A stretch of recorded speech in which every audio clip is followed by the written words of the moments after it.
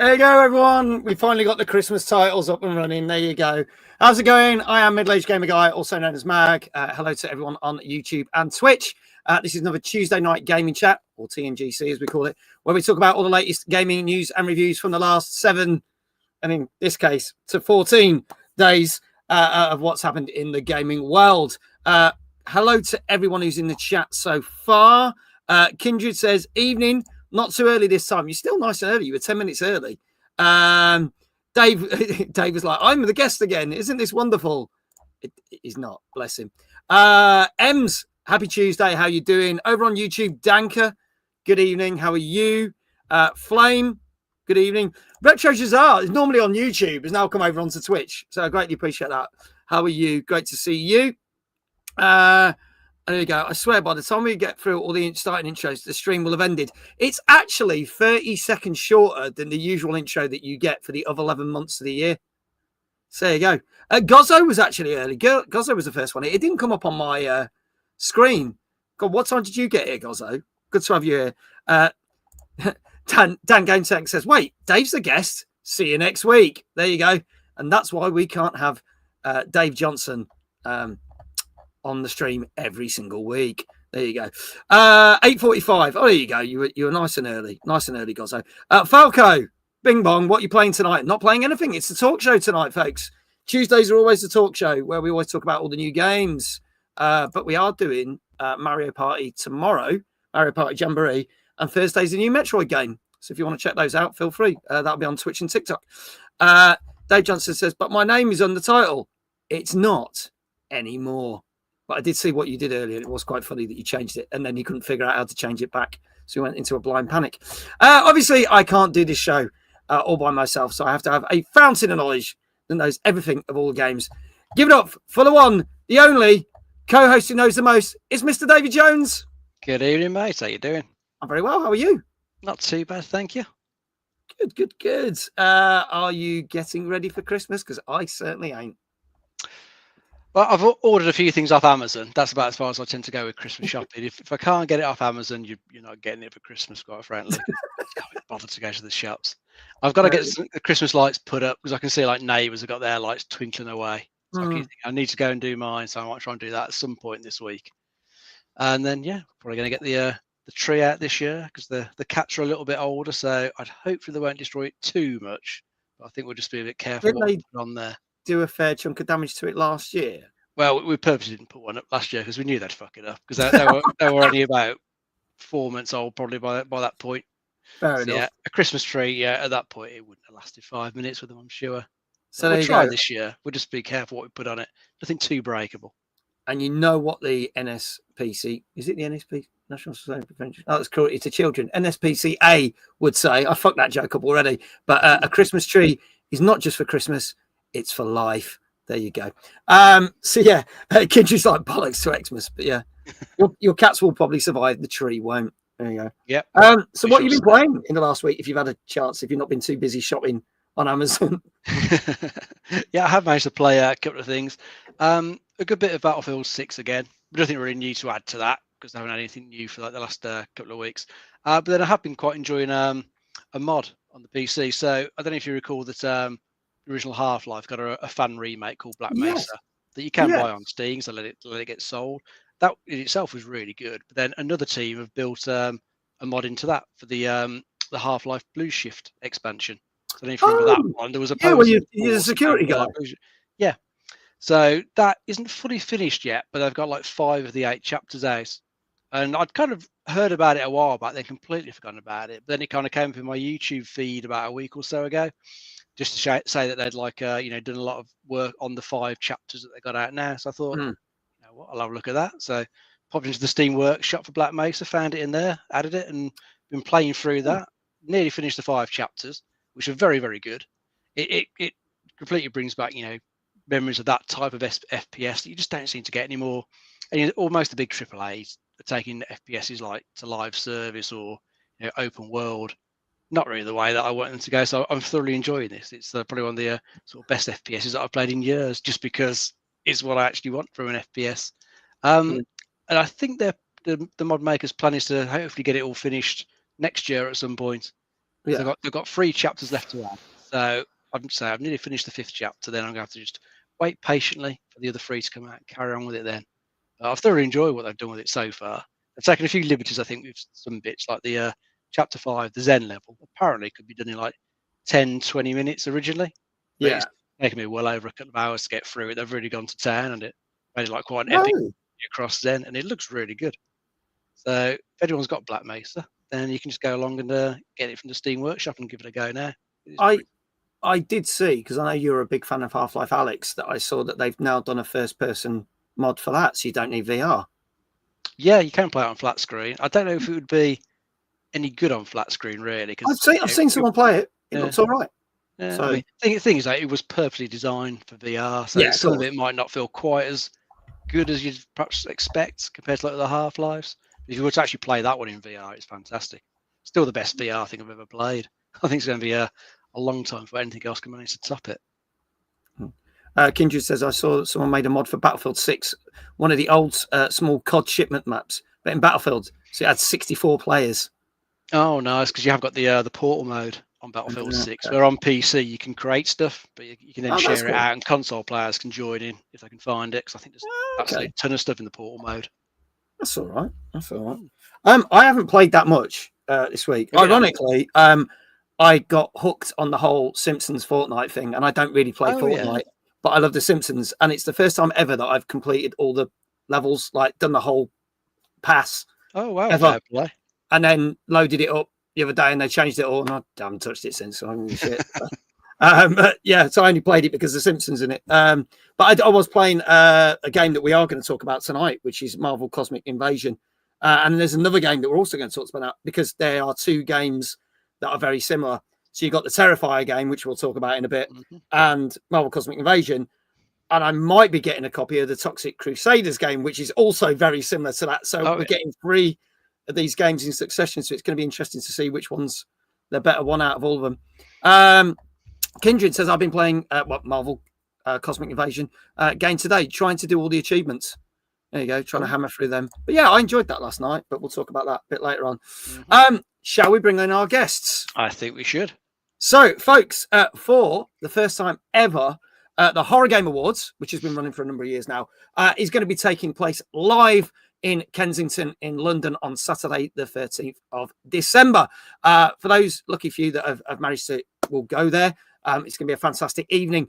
But you'll be also be able to watch it live on a number of co-streams. We're kind of biased. We love the wonderful Chaotic Neutral on this channel. So do please, if you want to watch it live on her channel on Saturday, we'll stick links in the Discord so you can watch all the winners as they are announced. But we have got 2 of the people that are responsible for the awards who have been with it since the beginning. So please welcome Phil and Will from the Horror Game Awards. Good evening, gents. Evening. Hello. Hi, guys. How's it going? Yeah, not too bad. Not bad at all. And so you're like, I know I nearly scared Phil earlier, but like you're just under 2 weeks away. How are you feeling? Because it's your first ever live. No. Let's get it right. Because it's the 13th when it's happening, and it's the 2nd today. I have it in my head as like 13 days, 2 weeks. You said, "Oh, you're ready for next week," and then I immediately had a heart attack and everything. And then I realized, it is actually next Saturday, so it is technically next week. But don't do that to me. Sorry. I promise I won't come up to you at the event and going, "Are you going to be all right in an hour?" I won't do that to you. Oh gosh. Oh dear. But yeah, how's it all coming together? Because obviously you've run it for a number of years. It's always been a thing that's been online. And what made you do the jump to officially go live? Was it like the point where you gone, well, people recognize this is a big awards now, so now we gotta? Was that kind of the idea behind it? I mean, that was kind of what we were planning to do. I think eventually, like the transition to it, and then what happened this year was more this opportunity kind of fell in our lap, and we kind of had to, and then it was like, I mean, we'll talk more about it in a sec, but like, just once it happened, and it's like, okay, we've got the opportunity, this is all going ahead, it's official now, and then it's like, oh shit, we're doing a live show. Yeah, no, it was we'd sort of planned it from for when we first started, we sort of talked about maybe year 5 we'd start to look at something very small, physical venue, and then go from there. But we were talking. I made a connection with Lost in Cult, and we were just chatting about things because obviously they've just launched their new physical media side. Yes. So we're just talking about horror games and stuff that could potentially be connected with them, and then the question was just posed is like, why don't we just sponsor you guys? And it was like, okay, like in what capacity? And then it was like this, and it was like, okay, I guess we're going live this year. And it was, it's just one of those things of like, we could have held back and just said no, and we don't know how long it might have taken us, but being able to go straight in now with a live show, it was sort of like a no-brainer, really.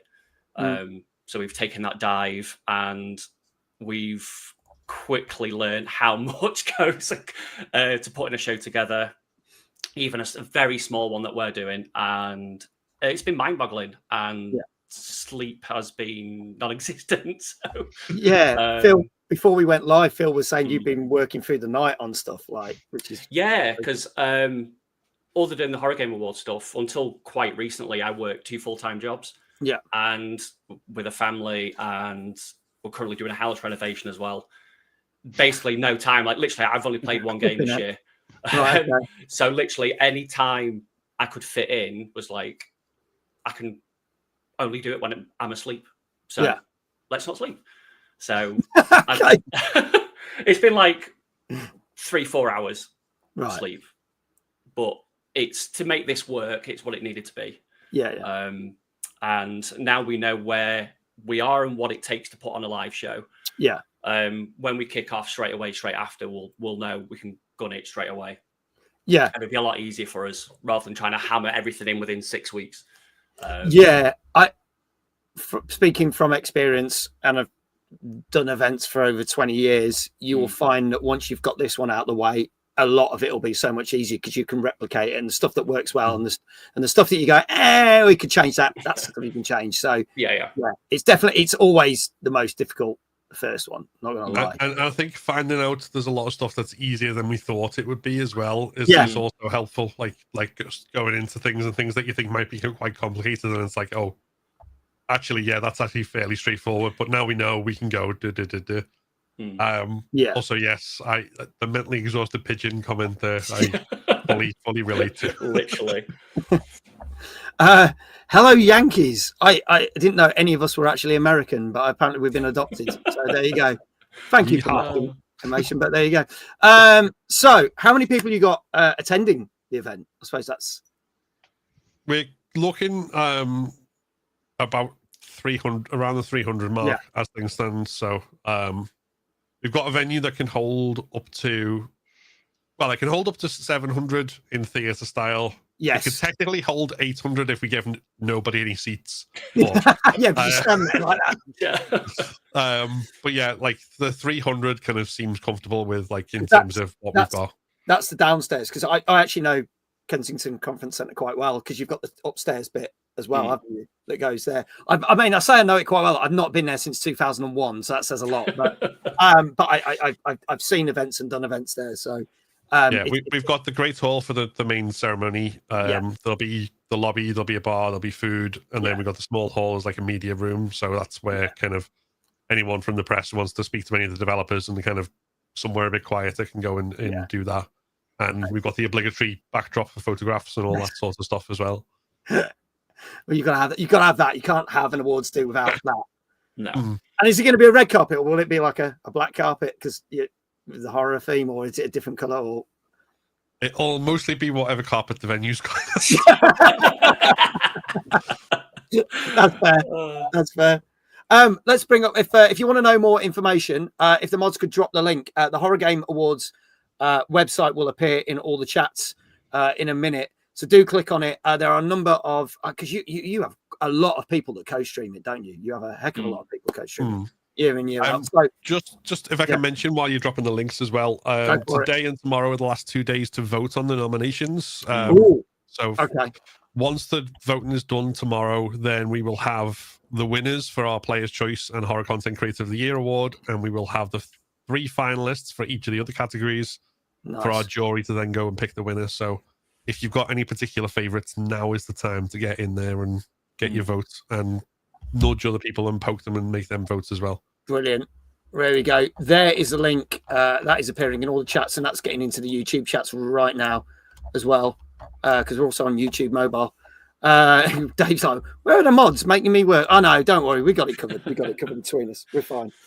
So yeah, 2 days to go. Get your votes in now, ladies and gentlemen. There are some fantastic games this year. There's some ones I'm rooting for. I'm not going to say what because I'm be biased against certain games, so I'll just keep my mouth shut and then sit there with my fingers crossed that they win. Yeah, that's. I mean, we like deliberately set it all up so we've got a jury who does the nominations and then they do the final kind of choice. So we have no say in the process. No. But obviously, we're also fans of horror games and we like a lot of horror games. So like, so sitting there and once the awards are done, I will talk till the cows come home, like about whatever things. But I'm trying to like at the moment go, there's just lots of games, all really good, and I have ones that I've played more of, but that's me.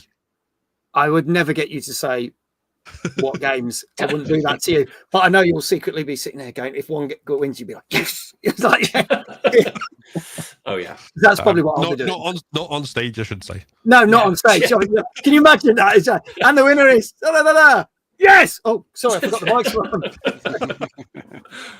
There we go. So yeah, get your nominations in, folks. You've literally got 2 days to do that. Click that link that's in all the chats. Anything else you guys want to tell us about the awards, or for people to know? I'm just trying to think if there's anything else kind of big other than the fact that they're happening in person next week. I think you mentioned co-streamers. There is still like time for people to sign up as co-streamers. I think. Will, is it? Yes, it ends this week. I think on Friday. So yeah. So I mean, anyone can co-stream it, but if you want kind of the brand pack and all that sort of stuff, then sign up by Friday. Yeah. Okay, so if anyone's interested, again, check it out. Details are on the website. I take. Also, you'll be streaming it on Twitch and YouTube. Is there anywhere else you're streaming it as well as all the co-streams? At the very least, Twitch, YouTube, and TikTok. Nice. Yeah. Okay. Whether we do others or not will kind of depend on not so much bandwidth, just more like logistics of the thing. But we'll at least be there, which I think covers the vast majority of places people watch streams, to be fair. Yeah. Nice. So you've got no excuse not to watch it, people. Seriously. Big Jesse, good evening. Goes, the horror. It's disgusting, the fear. Oh, no, it's just Mag's face. Thanks, Jesse. Thank you so much. Appreciate that. I would say it was lovely to have you here, but after that comment, pass. There you go. So, yeah, folks, go check out www.thehorrorgameawards.com. You can find out more information on there. As you say, you can also do your nominations. And if you want to sign up for co-streaming, you can do it there. And I'm sure we will report back after the event's taken place a week on Saturday. Sorry, Phil. So there you go. Shall we crack on with our show? Let's go for it. Yeah. All right, folks. Well, we've actually got some horror games tonight, which is good. It's nice that it felt that way, because I thought if we ended up with like all 8 cozy games, you guys would just be like, what are you doing? That'd be a true horror. But we have we can just sit there and nod and like have no idea what's going on. Yeah, just be like, we're not doing this. But we have got because it was Thanksgiving over the weekend, the gaming industry does kind of go a bit lapse. So really, there was only 4 new games that we could actually talk about that we got reviews for. So we also thought we'd cover some other games that we haven't actually managed to fit in over the past couple of weeks. So we are going to be talking about the new SpongeBob game. We are going to be talking about Terrifier, the art cade game. We're also going to be talking about Project Motor Racing that came out. And obviously a game some of you may have seen me stream last night, which was Marvel Cosmic Invasion. We're also going to be talking about the fact they've announced a new Far Cry TV series. And the fact that CD Projekt Red pretty much reckon they can knock out 3 new Witcher games in 6 years. We'll talk about that one a bit later on, because I found that one interesting. But we will crack on with our first game. Smile and wave, boys. Smile and wave. There you go. So here we go with our first game tonight. And as I said, this is from a couple of weeks ago. This is from 2 Tuesdays ago on PS5, Xbox Series XS, PC and Switch 2. and is the third in the platforming games of this ilk. This is SpongeBob SquarePants, Titans of the Tide. Let's have a look at the trailer now. Patrick, we need to stop those two from destroying Bikini Bottom. Beware the Dutchman. Scrambling for me! You'll pay for that, Dutchman! Poor Bikini Bottom. Has hope ghosted our once peaceful little hamlet at the bottom of the sea? Not if a certain Sponge and his star-shaped friend have anything to say about it. We can't let that stop us, Patrick. All of Bikini Bottom is counting on us. Woo-hoo-hoo! Cannonball! Nothing a little bit of teamwork can't fix, right, Patrick? I'm getting dizzy with all this swapping. I can see my rock from here. Yay! Ha ha ha! Hi-ya! Uh-oh. I got you now, Dirty Dan and Pinhead Larry. This is it, Patrick. There's no turning back. Oh, why is it gonna be so spooky?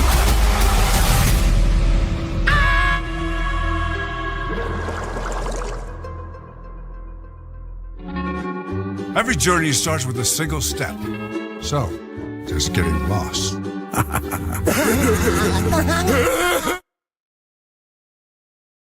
Thank you to David Hasselhoff for that very important message. He cleared it all up, didn't he? He did. This is the third one of these games. We did get a very awful Patrick game last year, which we talked about on the show, which I got to play test. It wasn't very good. But I have liked these games. They're perfectly decent platform games. So I actually quite like the look of this one because they are good fun. So Dave, tell us a little bit more about this one.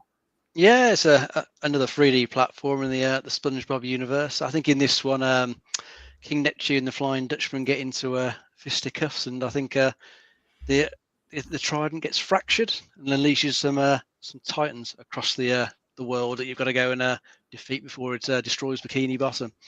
So you get to switch between SpongeBob and Patrick as you're playing. So you can switch between them at will to take on different platforming challenges. And I think the structure of this one is each sort of area is like a sort of mini hub world. So probably a bit like the more recent Mario games like Mario Odyssey, where you got like a world you just wander around. There's stuff to do in there. It's probably that sort of similar structure, which is always quite cool. From what I can tell from the gameplay I've seen of this one, it looks decent enough. Looks like a decent 3D platformer. Graphics look pretty decent. You got all the original voice cast in there, I believe, as well. So it will sound just like the old SpongeBob cartoons that everyone loves. So I think for the fans, they're going to enjoy getting into this one.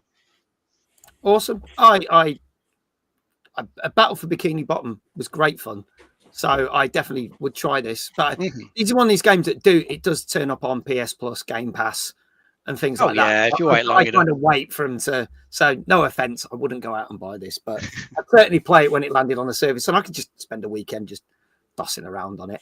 I'm gonna. Who would like to tackle this one? Any of you SpongeBob fans, Will or Phil?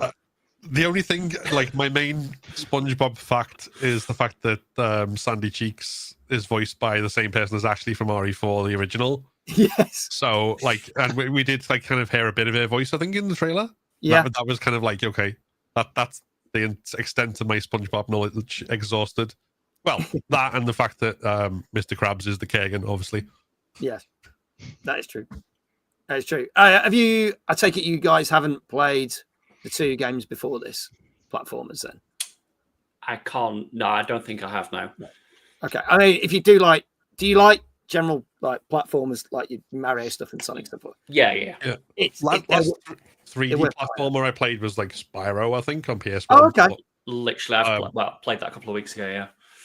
Oh, really? I think if you enjoy that, Yeah. you'd like this. This is kind of where you're at with that. I'm going to say hello to some other people. Hello to there's a couple of people on YouTube. Dave 1380. We've got loads of Daves tonight. Guten Morgan. Hello, welcome. And then I've got to get this right. Hamish. Yes. Welcome on in. Lovely to have you here as well. Now you might see some scores popping in chat. I'm going to explain what we do because we technically don't review the games, but I scour the internet, get a load of review scores from all different sites, whether it's Gamer Ranks, IGN, Eurogamer, Metacritic, blah, blah, blah, blah. and crush them into an average score. You may agree with it, you may not, but I'm going to state that this is just for fun, so don't take it too seriously. What we want you to do is guess the scores. And if you have no idea, just go out there and have an idea and just throw out a score, because you could be right, you might be wrong, but it doesn't matter if you're wrong either, because if you do get it right, you will basically get a shout out for your channel, whether you're on YouTube or Twitch, in the chat. And if you get it wrong, you'll have another opportunity to do it again. So there you go. So it's a bit of fun. So don't take it too seriously, people. Before I start asking Dave and our guests what it's saying, let's see what people are saying in chat. Danka says it seems like a common 7.5 game. Gozzo saying the same. A safe 7, says Flame. This is what we always say on the channel. Retro Shazar, a 7 as well. M says 8 with zero justification. iQuail, good evening. How you doing, buddy? So, Dave, I'll start with you. What do you reckon this has got? I'm going to try 7.5. 7.5. Okay. iQuail said, I've only just got here, so no clue what the game is, but I'll say 7. Phantom also going for the safe 7. Kindred going for a 7.5. Will, what do you reckon? And you can, I'm going to say, you can either have the same scores. Yeah. Right, or you can have different scores, because if one of you gets it right, we're still going to shout you out. So it's kind of a win for you guys. Yeah. I think from the trailer and stuff, it looks like a really decent platformer, as you were talking about as well. And I think with the original voice cast and everything else, I think that also brings a lot. So I'm going to go for an 8. Okay, going for an 8 from Will. Phil? Yeah, again, it looks like it's going to have a lot of charm, and I think that's going to pull it up. But at the same time, whether it thinking about the way reviewers look at these things, are probably if it doesn't bring anything new platforming wise, I don't know whether it does or not. I'm just entirely speculating. Push down to a 7 just so we got the full spread. Okay, yes, we got a 7.5. We got an 8. We got a 7. Okay, we covered all bases. All right. Anyone else? Kindred saying a 7.5 as well. Folks, this is your last chance. Is it third time lucky for SpongeBob with his platforming games? This is SpongeBob SquarePants, Titans of the Tide, which came out on Tuesday the 15th of November on PS5, Xbox Series X and S, PC, and Switch 2. And if there are no other guesses in chat, I can tell you that this got a safe 7 out of 10. Hey. There you go. Well done, Phil, for getting that right. Well done. And do you know what? This is the funny one. iQuail didn't even see the trailer, and he got it right. So well done to iQuail. Best way, isn't it? Just come in blind. Right. Turn up and go, I didn't see it, but it's fine.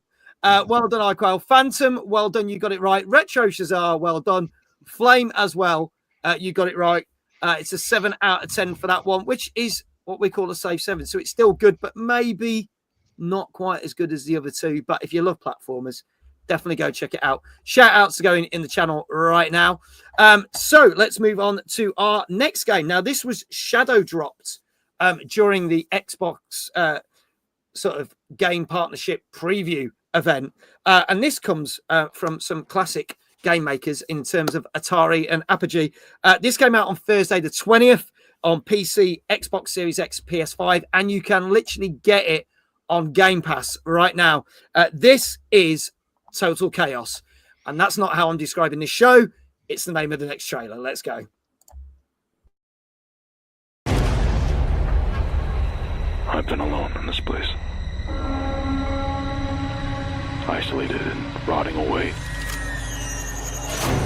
It has been suffocating.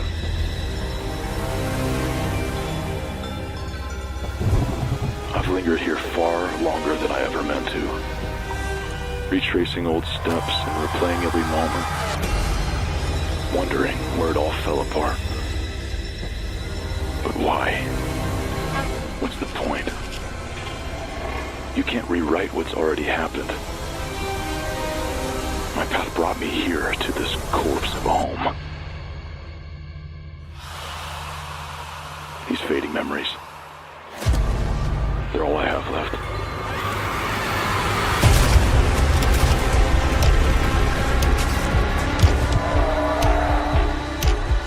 You fought so hard not to drown. And yet here you are, dragging yourself deeper.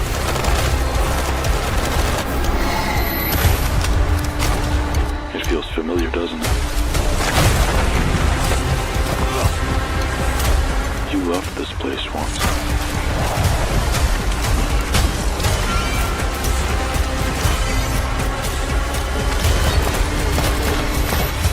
Every moment you dwell here will lead you closer to inevitability. If you still had a chance to leave, would you take it?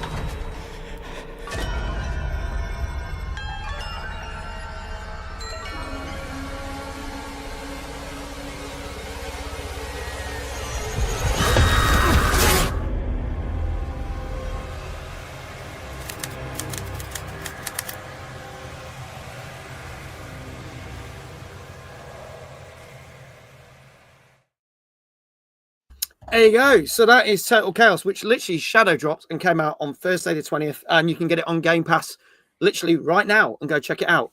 So Kindred says, where's the fun not playing this in the dark? True.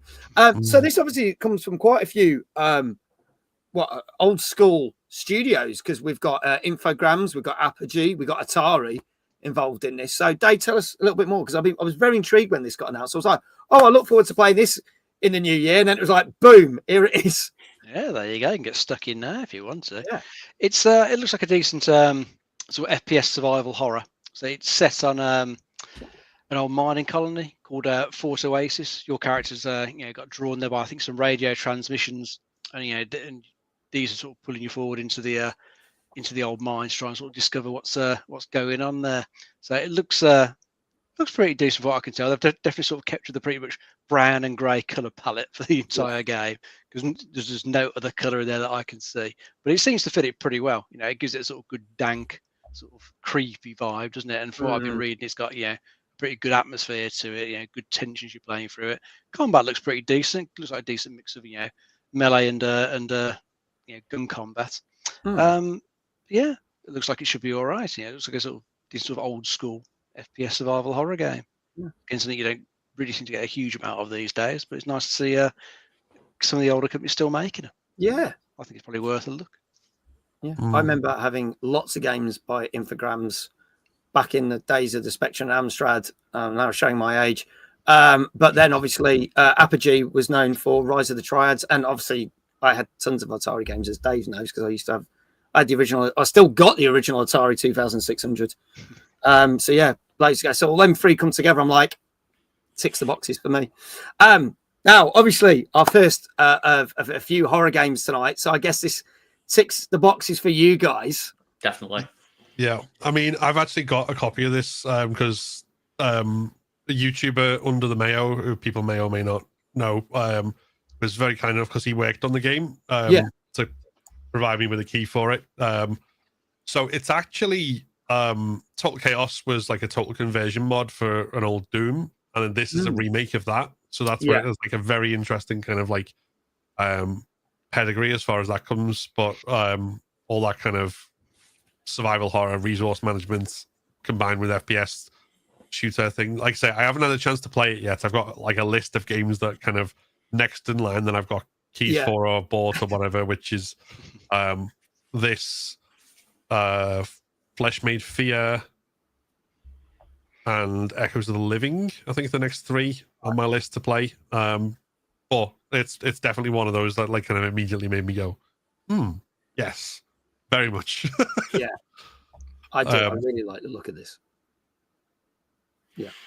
I think we've actually featured it in one of our showcases, I think earlier this year or last year. So we have been definitely keeping tabs on it. It's one of those that, as Phil mentioned, it really did pique our interest in it. So it's good to finally see it, because I think it was announced to release a lot earlier this year and then it got delayed. Okay. But no, it's good to finally see that it's come out. So okay. All right. Well, let's see how it did. Already got some scores in the chat. Danka saying 8 out of 10. Gozzo, 8 out of 10. Sticky Knievel. Hello, Sticky Knievel. Welcome on in. How you doing, lovely? 8.5 out of 10 from Sticky Knievel. So she's pretty hyped for that one. iQuell saying a 7.5.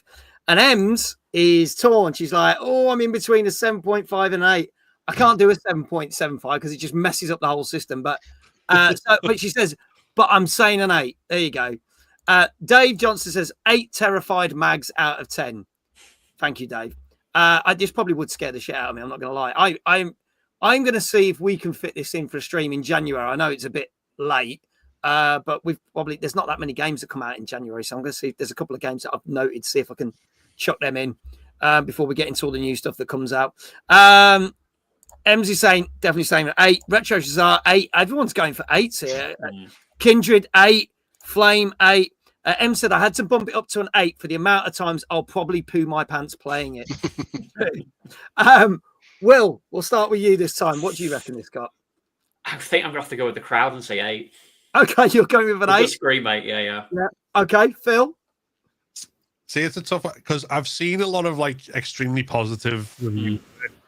But at the same time, like I know like more mainstream outlets tend to, while they'll send out the Souls-like fanatic to play Souls-likes and they always get like high. Yeah. We seem to send someone who doesn't like survival horror to play survival horror. I used to like survival horrors, but they're a bit old hat now, aren't they? They're a bit, so they always get scored down a bit. Like I think there'll be those like people who really appreciate it and like bring it higher, like the 9s and 10s, but then that kind of mainstream thing will probably pull it down to, I'm going to say 8.5, being optimistic. Okay, all right. Going for an 8.5. And Dave, what say you? I was thinking of 7.5. 7.5. Oh, I've got covered all bases again, right? Okay. Yeah. All right, okay. This is great. This makes my life so much easier remembering it all. There you go. All right, folks. This is your last chance. This is Total Chaos, which came out on Thursday, the 20th of November on PC, Xbox Series X and S, PS5, and you can get it on Game Pass literally right now. If there are no more scores in the chat, I can tell you that this there's going to be, the mods are going to be very overworked because this did get an 8 out of 10. There you go. Will is 2 for 2. Oh no, you're technically 2 for 2 Game Awards because Phil got one, Will's got one. So yeah, can we get another shout out for the Horror Game Awards? Go check out the website again. If you want to sign up for co-stream, if you want to nominate some of your favorite games, you've got 2 days to do it. Go click that link. That link will be appearing in the chats very shortly. And congratulations to all the following people: Flame, Kindred, Retro Shazar, M, Dave Johnson. I bet M's great. She went from the 7.5 to the 8. She changed her mind, but she's happy about that. Gozzo and Danka. Well done to all of you. You will be getting shout outs in the chat. There you go. And while those shout outs are being done, let's talk about our first news story, which came out the back end of last week, because it was announced that there was a new TV series taken from a well-known game franchise that is going to be coming to Hulu and FX over in America, which means it's going to be on Disney Plus over here. And that is Far Cry. They are basically turning Far Cry into a TV series, and it's being brought to us by Rob McElroy, who's obviously the guy that owns half of Wrexham FC, and obviously from It's Always Sunny in Philadelphia, and also Noah Hawley, who is well known for doing the Alien Earth TV series, which landed this year, and obviously the very well-known Fargo TV series. Now, what they basically said is that Noah Hawley wants to take it down the route of Fargo. So if you're not familiar with the Fargo TV series, each series is a different set of stories set in different time periods. Some of them do connect, but not always. And what he said is, if this gets light, each series will be set in a different place and a different time period, just like the Far Cry games. But what's interesting is Rob McElroy will also star in it, but he will be featured in every series. So it's not clear whether he's going to be the same character or play different characters, which might get a bit weird. But I don't know. It depends how they do it. So that's all the information we've got. We're not quite sure when that's going to land because obviously it's only just been announced. But for those in the UK, you'll get it on Disney Plus, and obviously in America, you've got the choice between FX and Hulu. So a Far Cry TV series. I have loved some of the Far Cry games, but I've also equally hated some of the Far Cry games. So I think this better suits a TV series than it does a film adaptation. But what do we think, guys? I'll start with Dave, and we'll work our way around what people's opinions are, and then chat, get your thoughts in as well. it's got some good people behind it, so it's got a chance that it might, be decent. But without, seeing any sort of trailers or know who's going to be in it, it's really hard to say. And it depends, what exactly they're going to follow. Are they going to sort of follow the storylines from the games? They're going to try and come up with some original stuff. Yeah, because if they're going to follow the games, and I would have thought the third one will probably be the best place to start from, because that is still the best of the Far Cry games. They've all been a bit sort of, for me, especially downhill since the third one. That was definitely its peak. So for a TV series, that'd be a cool place to start. Yeah. And if they're going to have one guy playing the same character across like multiple seasons, I think there was the odd character that did pop up in multiple games. I think there was a character called Herc, who I know was definitely in the third one. I think did pop up in the fourth. I remember some sort of mercenary. So it's possible you could have a character like that pop up, maybe. Yeah.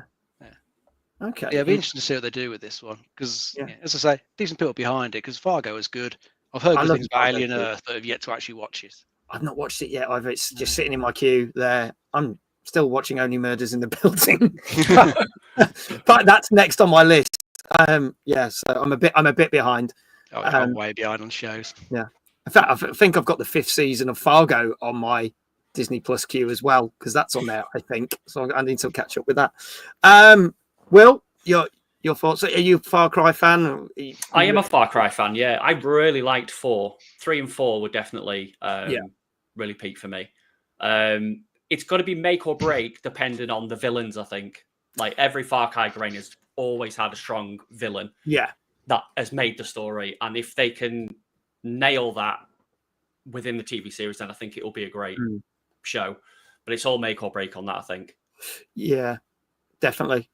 Phil, your thoughts? Yeah, well, I mean, I've not played the Far Cry games, but at the same time, my kind of relationship with TV adaptations of video games is that the ones I've enjoyed have been ones based on games I've never played. Right, okay. So this could work out, maybe. Yeah, because like I enjoyed the Fallout TV series, never played Fallout.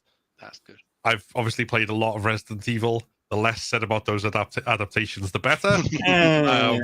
Best to forget they exist, especially that TV show. Yeah, but they are filming. They are. I'm going to say. I'm sorry to interrupt you, Phil, but they are filming a brand new Resident Evil film at the moment. The Zach Cregger one.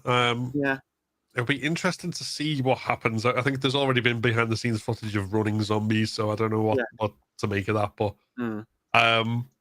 But yeah, like, so it's kind of a mixed bag. And again, like, someone who plays a lot of The Last of Us and speed runs it and stuff, and then my thoughts on season 2 are a whole 2 hours show in itself.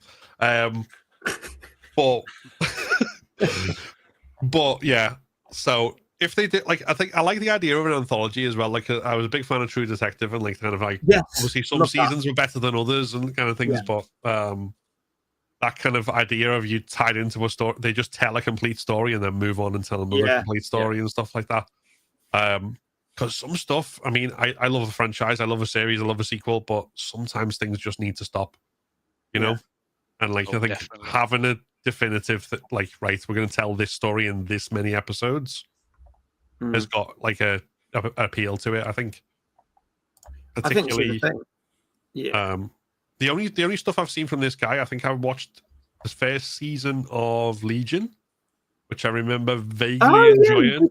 Yeah, I really enjoyed that. Yeah. Probably not quite as much as I enjoyed the film. Oh, that's an aside. But yeah, I did enjoy that. So we'll see, I guess. Yeah. Yeah, I forgot he did that. No, I did enjoy that. And it's funny, you've just reminded me now that I've not watched the series with Jodie Foster of True Detective. And I'm like, shit, that's another thing I need to stick on the backlog. I'd say that 1 and 4 are the 2 best seasons. Yeah. Like, then I might be getting this wrong. It's been a while, so I think it's 1, 4, 2, 3 is my kind of preference order. Okay, I think. Yeah, I'll have to. Because the Jodie Foster one's number 4, isn't it? Right. Anyway, we're going off topic. But anyway, I need to watch that. That's the only one I've not seen. So we'll do that. Right, let's see what people are saying in chat. I haven't played the games enough to have a huge opinion on it, but I think TV adaptations have come a long way. Just look at The Last of Us. Yeah, season 1. And Fallout. Now, Kindred's got a good point. the one actor appeared in every series of American Horror Story as different characters, so it could work the same way. That's true, because they also had different people in multiple different actors and actresses that appeared in multiple series of American Horror Story. So yeah, that could work exactly. It doesn't have to be that thing. And in fact, there was ones where then they played characters they before and they tied it in, which made it even more confusing. So it was the same person playing different characters, but it did work. It could work. However, it would make them easier to cancel the show too if it's not connected every series. If it doesn't work out, true. But we'll see. Icar says, I want to know when they adapt Blood Dragon. That was the best Far Cry. That was the one set in the science future with Michael Biehn from the Terminator and Aliens. That was great fun. That would be a cool one to see on the TV. Yeah. Whether they do that or not, I don't know. So we'll see. We'll see. But when we find out more, we will talk about more of it on this very show. Let's move on to our next game of the night. This came out on Friday, the 21st of November. Now, I got sent a copy of this, and I was in two minds to stream it. And in the end, I decided not to stream it. But I did play it for the whole 2 weekends ago. This came out on PS4, 5, Xbox Series X, S1, Switch, and PC, and it's based on the very much loved horror films that have been coming out over the last 3 or 4 years, I should say. This is Terrifier, the Art cade game. Let's have a look at this. I love it. It wasn't. Thank you.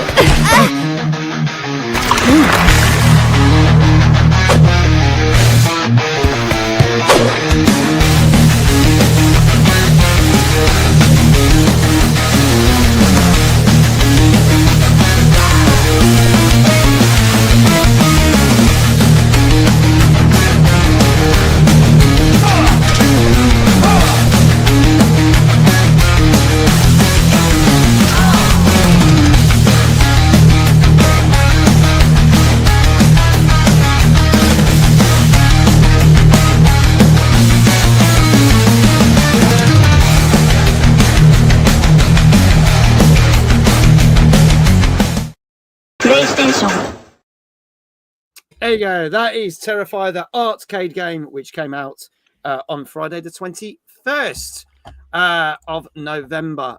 So I played a fair chunk of this.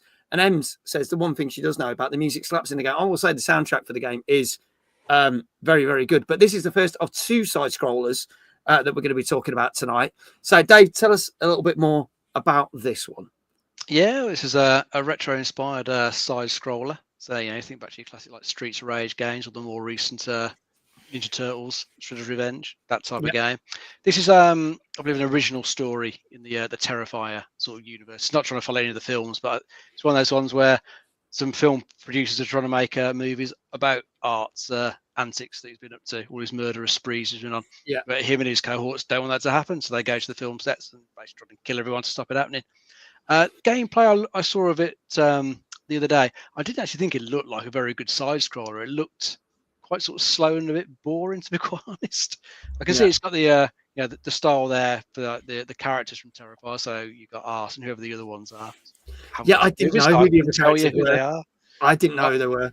Yeah, but I just thought the gameplay just looked very sort of slow and say very dull. And whilst it's got like its sort of gory finisher moves, they looked a bit sort of awkward to pull off. Graphic wise, it doesn't really look anything particularly special. As you say, we've got another type of this game coming later, and that to me looks like the better one.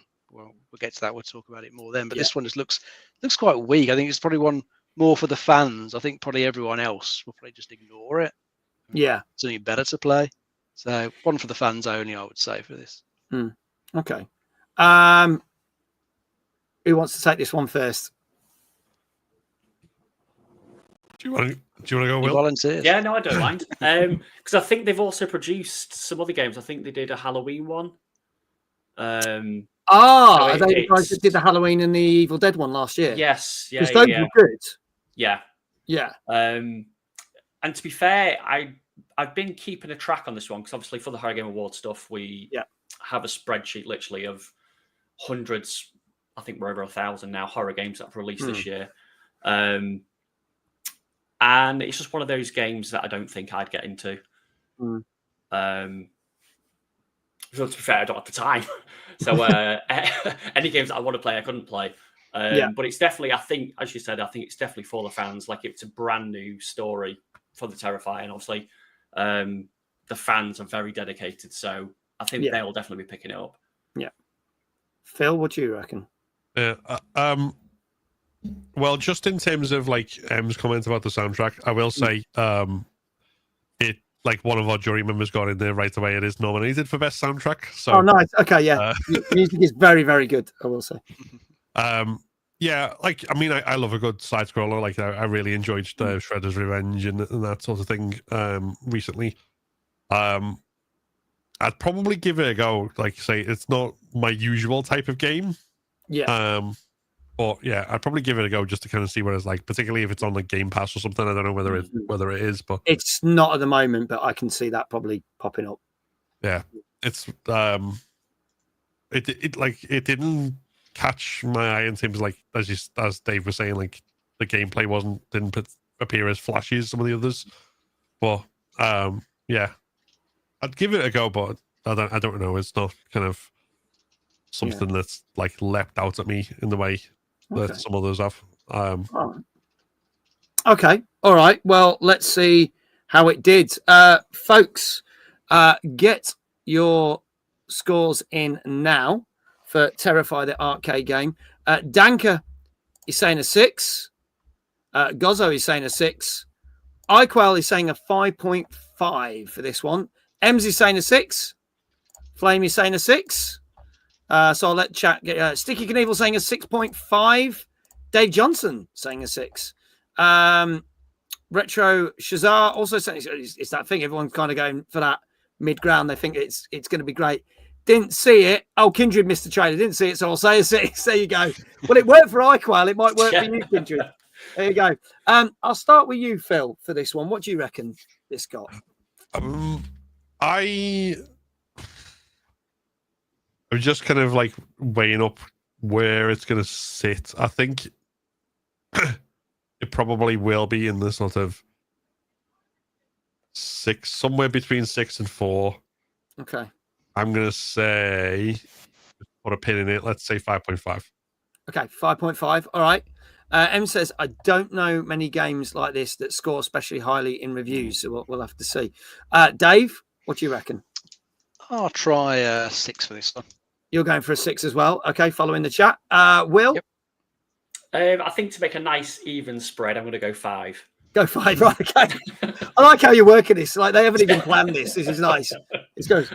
Okay, folks. Last chance. This is Terrifier, the arcade game, which came out on Friday, the 21st of November on PS4, 5, Xbox Series X and S, PC, and Nintendo Switch. And if there are no more scores in the chat, I can tell you that this got a 6 out of 10. Nice. So it did okay. I'm going to say it's one of those games that you'll play in a weekend and then probably never play again. I enjoyed it. I completed it on my first run. So it's not that difficult. I didn't know who the other 3 characters were. I'm not going to lie. But there are some interesting special moves and things you can do. But once you've used them up, because there's only 3 for each character, you're kind of like, you've seen it all. And I did play some of the other modes, like the never-ending wave mode, and I got to wave 50, and I kind of got fed up because apparently it goes up to 100, so I got bored of that. And there's a boss rush mode. But because I completed the game on the first run through, I was kind of like, I can't see me playing this again, unfortunately. It's like, it's a bit of fun. So it's okay, in my opinion. I don't know whether it deserves a 6 or not. I think it's slightly less. For me personally, it is a bit slow and it is a bit chuggy compared to some other fighting games, like say like Shredder's Revenge. It's a bit. So there you go. But the reviewers gave it a 6 on average. So if you like the look of it, go check it out. But I'd say wait until it turns up on a service to get it, or wait until it's in a sale or something. So there you go. Get the soundtrack on Spotify. Yeah, play the soundtrack on Spotify. Because do you know what? It's probably what was keeping me going through it, especially the horde mode. Because doing 50 levels of it, I was like, it was probably the music, because the music slaps. So I was like quite happy with that. So not watching the trailer is the best way to get the right score. It has been approved that 2 people have done that and it has worked. Congratulations to let's see, Kindred, Retro Shazar, Dave Johnson, Flame, M, Gozzo and Danka have all got that right. And again, the Horror Game Awards link will appear in the chat if it hasn't already done. Go click on that link if you want to nominate for your favourite horror games. You've only got 2 days to do it. Moving on to our fourth game, which came out Tuesday last week. We're slowly catching up now. This came out on PC, Xbox Series X and S. And look, there's plenty of, there you go. There's loads of links for the Game Awards. There you go. You can't miss it, folks. PC, Xbox Series X and S, and PS5. And this is, and I'm going to say it the way it's spelled, is A.I.L.A.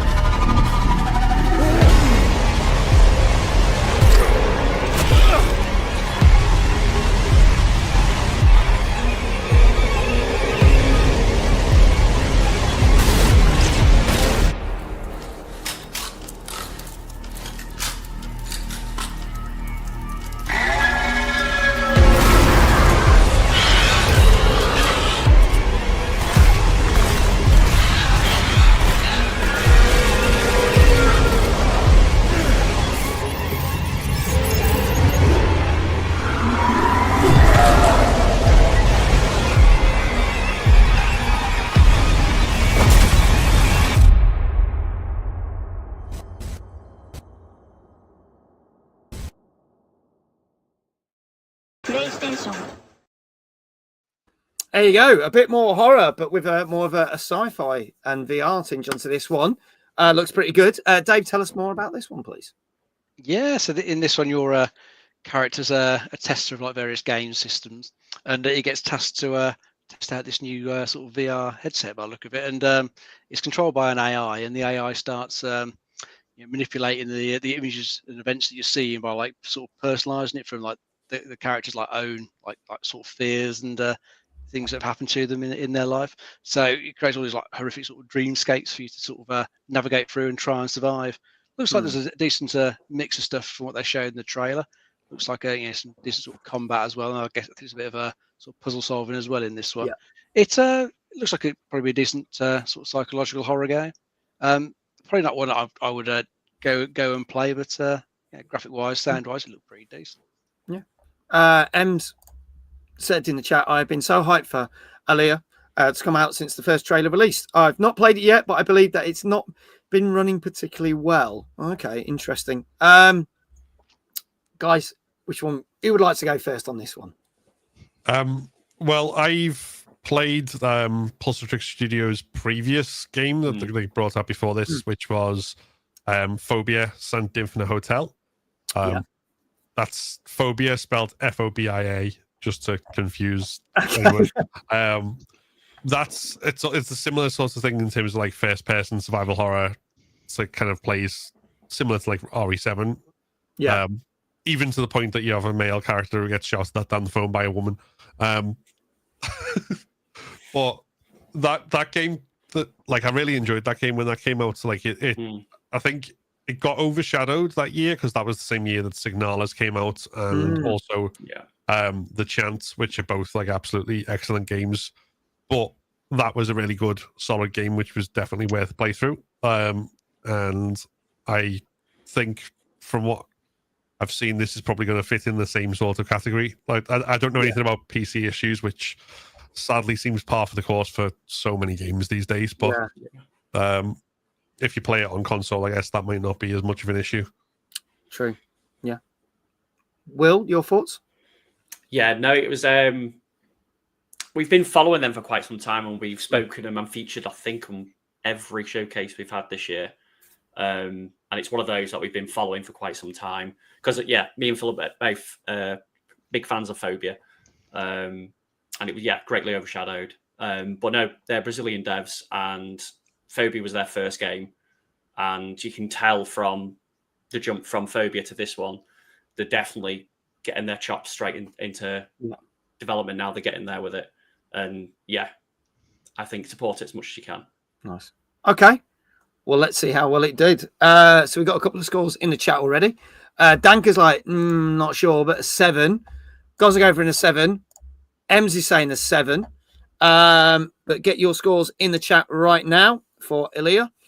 Flame is saying a 7. Look, you watch, everyone's just going to go save 7. I can see how this is going. Yeah, Dave, we'll start with you this time. What do you reckon this guy? I'll go with the save 7. Save 7. Kindra's like, fuck it, 7 then.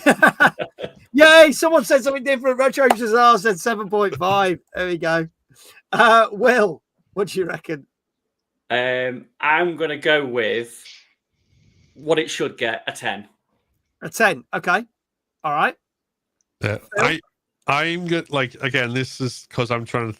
This is not my review of the game. This is purely what I think the outlets, because again, they always seem to put someone on that doesn't like the genre. I don't know why they do it, but they do.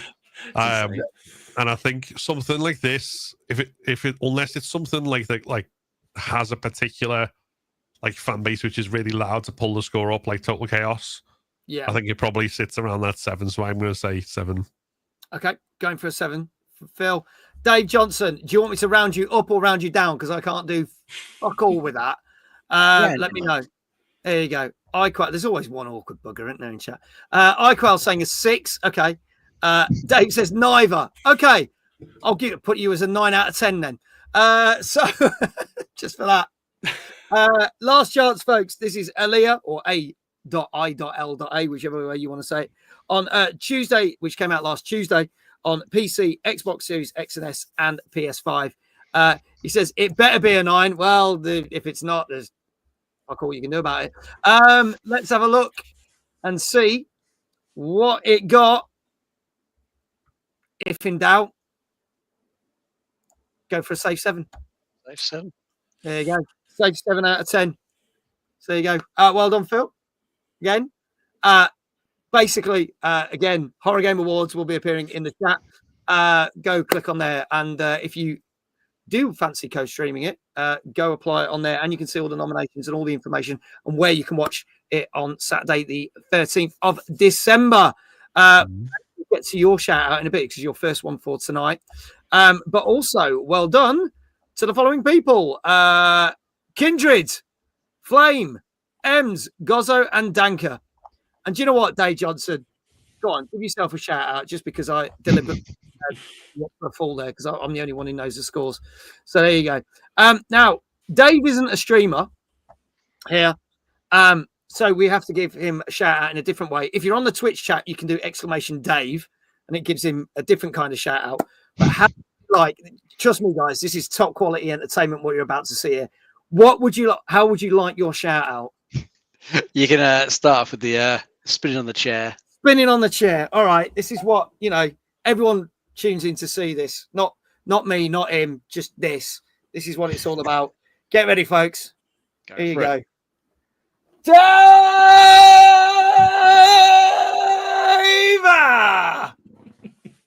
There you go. Production values, eh? Do you know what? We really pushed the 2p budget up to 4p this year, didn't we? We've done really good. We've done really good. Dave says, I hate this bit, I know, because he's like, bloody hell, my ears. We love spinning shout outs, we do. Muted the stream, I don't blame you. I don't blame you.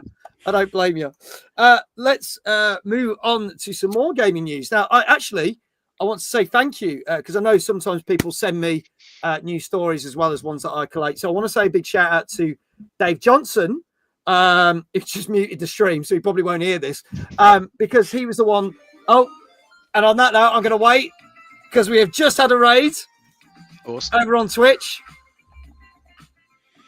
Oh, a little dance. Hello to Atomic Moonchild. Thank you so much for the raids. Welcome on in, everyone. How's it going? Vamp Queen, how you doing? Lovely to see you. Welcome on in. Mooney, lovely to see you. Great to see you. Supernova, hello. Little Smoke Storm, welcome on in. You lovely, lovely people. Welcome on in. This is Tuesday Night Gaming Chat, and I am here with my co-host Dave and our guests tonight, Phil and Will from the Horror Game Awards. There, thank you so much, Mooney. If you are watching on Twitch, there's a little heart that's just appeared on the top of the Twitch chat. Go click like, because she is awesome. And she's also one of the amazing team that helps put the Twitch Manchester events together, which we've got to do next week. There you go. She says, hi, fellas. There you go. Thank you for the shout out. You're very, very welcome. Welcome on in, everyone. We are just about to talk about a news story. I was just about to thank someone, so thank you so much for that, Raid.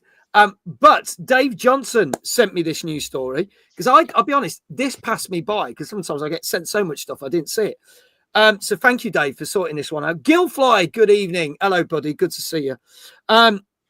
So apparently, Ubisoft announced that there is going to be no more DLCs for this year's Assassin's Creed Shadows.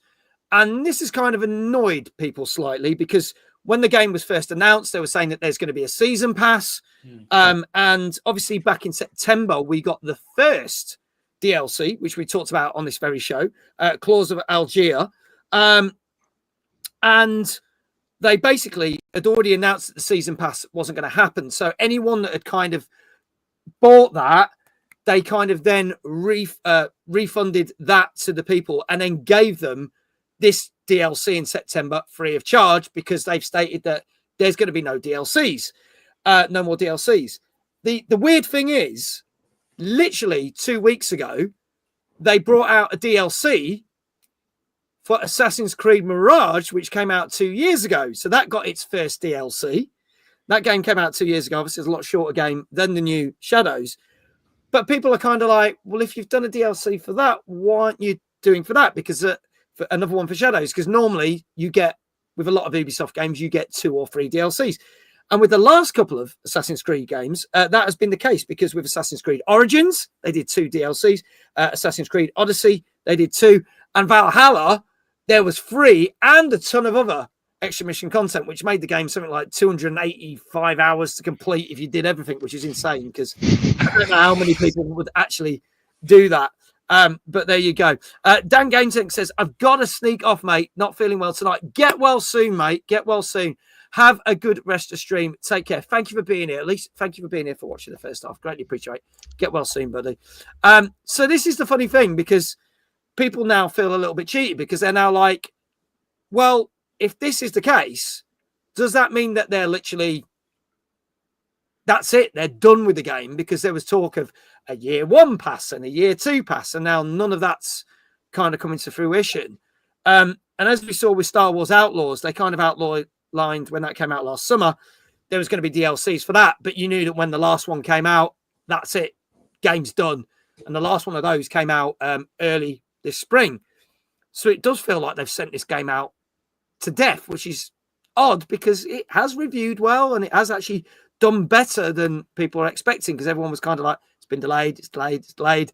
Oh, it's going to suck. And it didn't.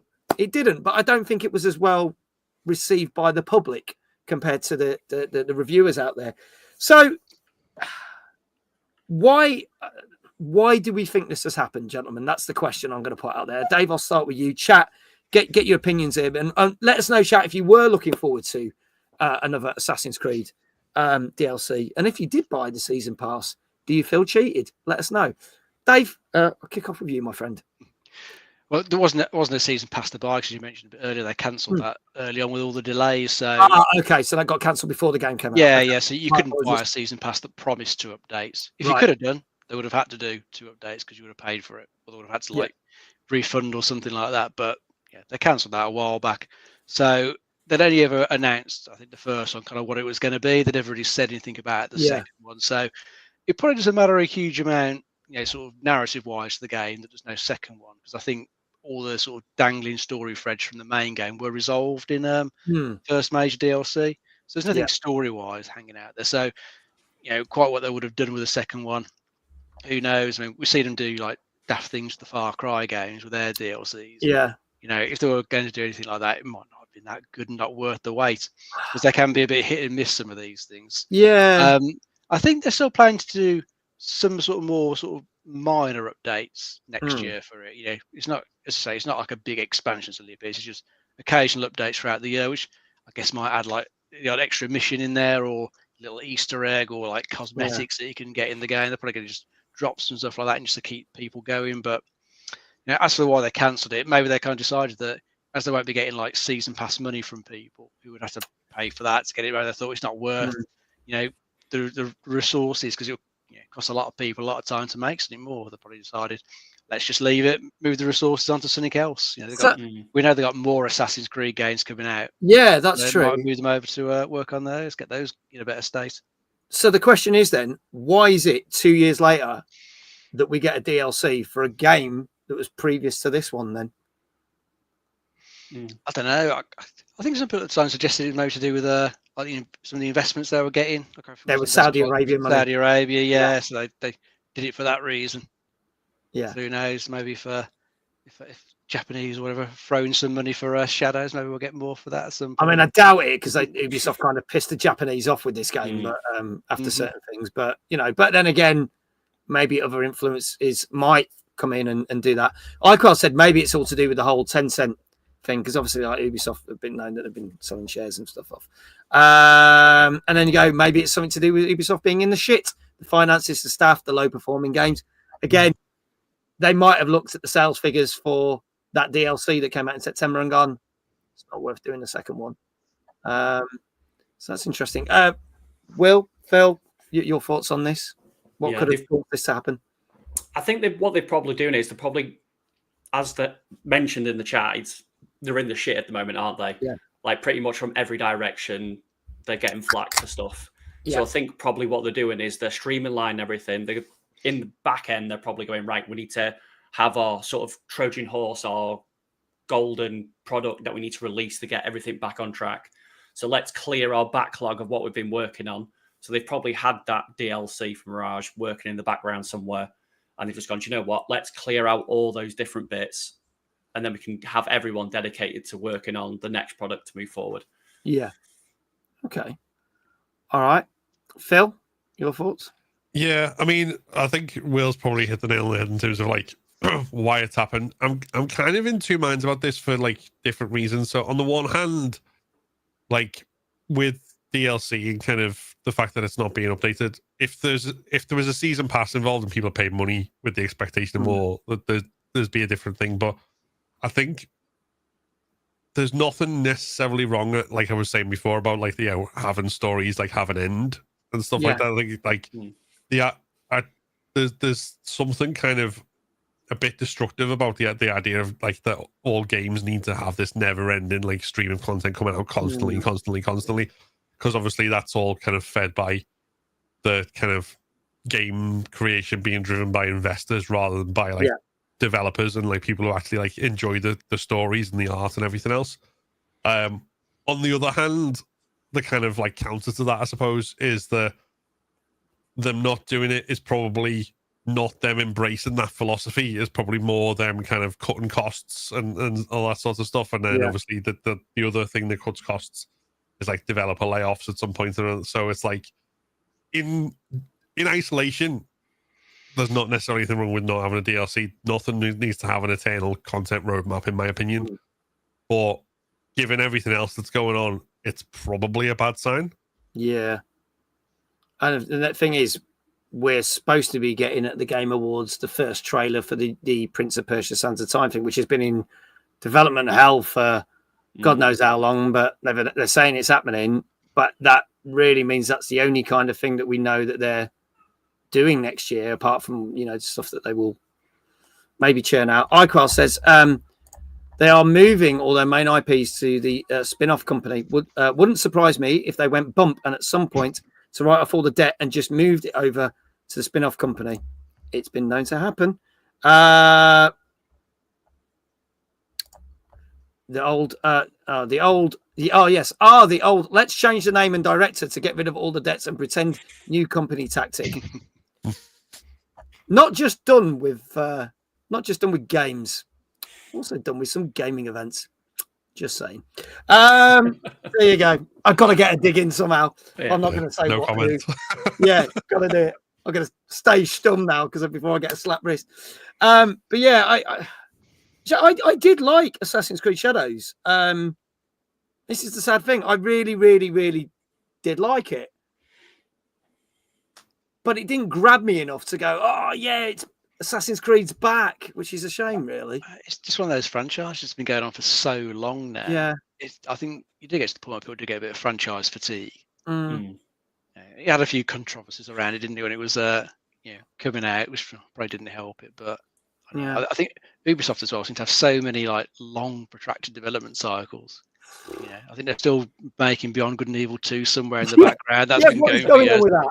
They pissed away 8 years on that Skull and Bones, and that was a bag of crap when it came out. Yeah, bound to be other stuff sitting there in the back taking forever to get anywhere. Money just getting poured down the drain.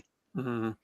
The last one I played was Valhalla, and that like the main game gave me fatigue because I got to like I've done everything I could, and like the achievements were on like 38%, and I was just like, oh, sod that. And then I did one of the DLCs or started it, and then just kind of like got fed up and give up and moved on to something else. So I was just like, and that's my Assassin's Creed experience ended. Yeah, it was like done. I've not even finished Shadows. I've done a fair chunk of it, but I don't know whether I'll get back to it. Maybe I'll have some time over Christmas and jump back on it, but I don't know. We'll have to see. He said, do they have any other IPs that can make them money with now as they burn player base too many times? I mean, there's talk of we talked about this on the show last week. There's the Black Flag remake if it gets actually properly announced, because it's allegedly leaked, so we'll find out about that soon. I suppose the only other things, Just Dance is, as you know, is very popular as always, and they'll churn that out every year. Rainbow Six Siege, that's one of the popular ones. Yeah, that keeps going well. Yeah. But they've not really got anything else to... Yeah, there's no new Far Cry been announced. And Far Cry 6 didn't do that well for them, unfortunately. Even though I enjoyed that. I like 6. Yeah. But I'm sure they've got a ton of IP just sitting like in a back room somewhere that they just ignore, because I think same as like all the other big AAA publishers, they just seem to be focused on these big franchises now, forgetting about everything else. So they're putting their eggs in not spreading themselves around enough. I think they could do with making some smaller games, shorter games. Well, again, look, I'm going to say this again. It was cruelly overlooked by critics, but Prince of Persia and the Lost Crown, which came out last year, was in my top 5 games of the year. Was a great, short and sharp Metroidvania, something really different. Loved it to bits. It didn't get anywhere near as much recognition as it should have. And I adored that game. It was such good fun. But there you go. But then Kindred says, yeah, they got more IP than Bungie at least. Well, we talked about that last week. They're on thin ice as it is Bungie, so we'll see. Well, we'll have to see what gets announced over the next couple of months, and if there's anything big on the horizon, or whether Ubisoft are just going to fade into the distance. Let's move on to our next game. We're now catching up with some more modern games. This came out last Tuesday on PC, PS5, and Xbox Series X and S. And this is also from a long-standing series, but it's now kind of had a bit of a reboot for the second time. And this is Project Motor Racing. Let's have a look at the trailer for this. Rated E for everyone.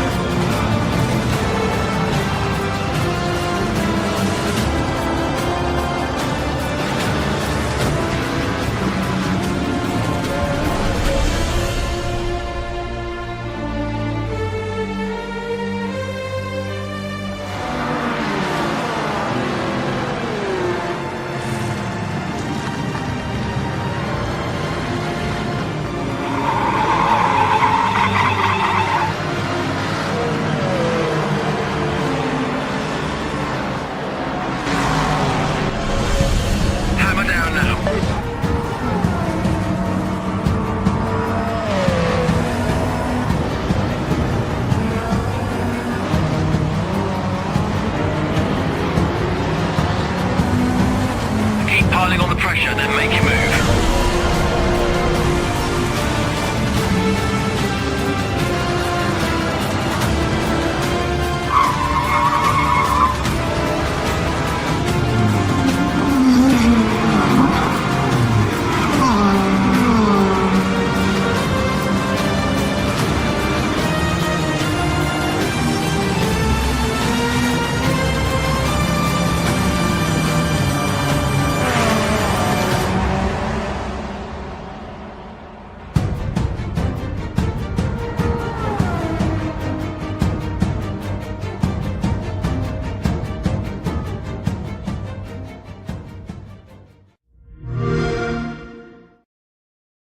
There you go. So that is Project Motor Racing, which came out last Tuesday for PC, Xbox Series X and S, PS5. Dave, tell us more about this one, please. Yeah, this is a new sim racer. This comes from a new studio, I think called Straight 4 Studios, who are made up of, I think, a lot of devs who used to be part of Slightly Mad Studios, who were well known for the Project Cars series. Yeah. So this is kind of like following on from that legacy. They're trying their hand at, motorsport across various eras. I think you've got like classic cars, classic race you can take part in, as well as lots of stuff from the more modern era. From what I've seen of it, graphic wise looks pretty good. The cars look decent, tracks look good, audio sounds pretty good. It sounds like it's got like all the components there to be a good racing game and try and sit up there with like the best in the series, but it's just not quite there yet. Because from one of the reviews I looked at, it mentioned quite a lot of bugs are present in the game. One's almost egregious ones, like cars facing the wrong way on the start line. Yeah, I've seen that. Which really is quite ridiculous, and kind of surprised they let that sort of slip through.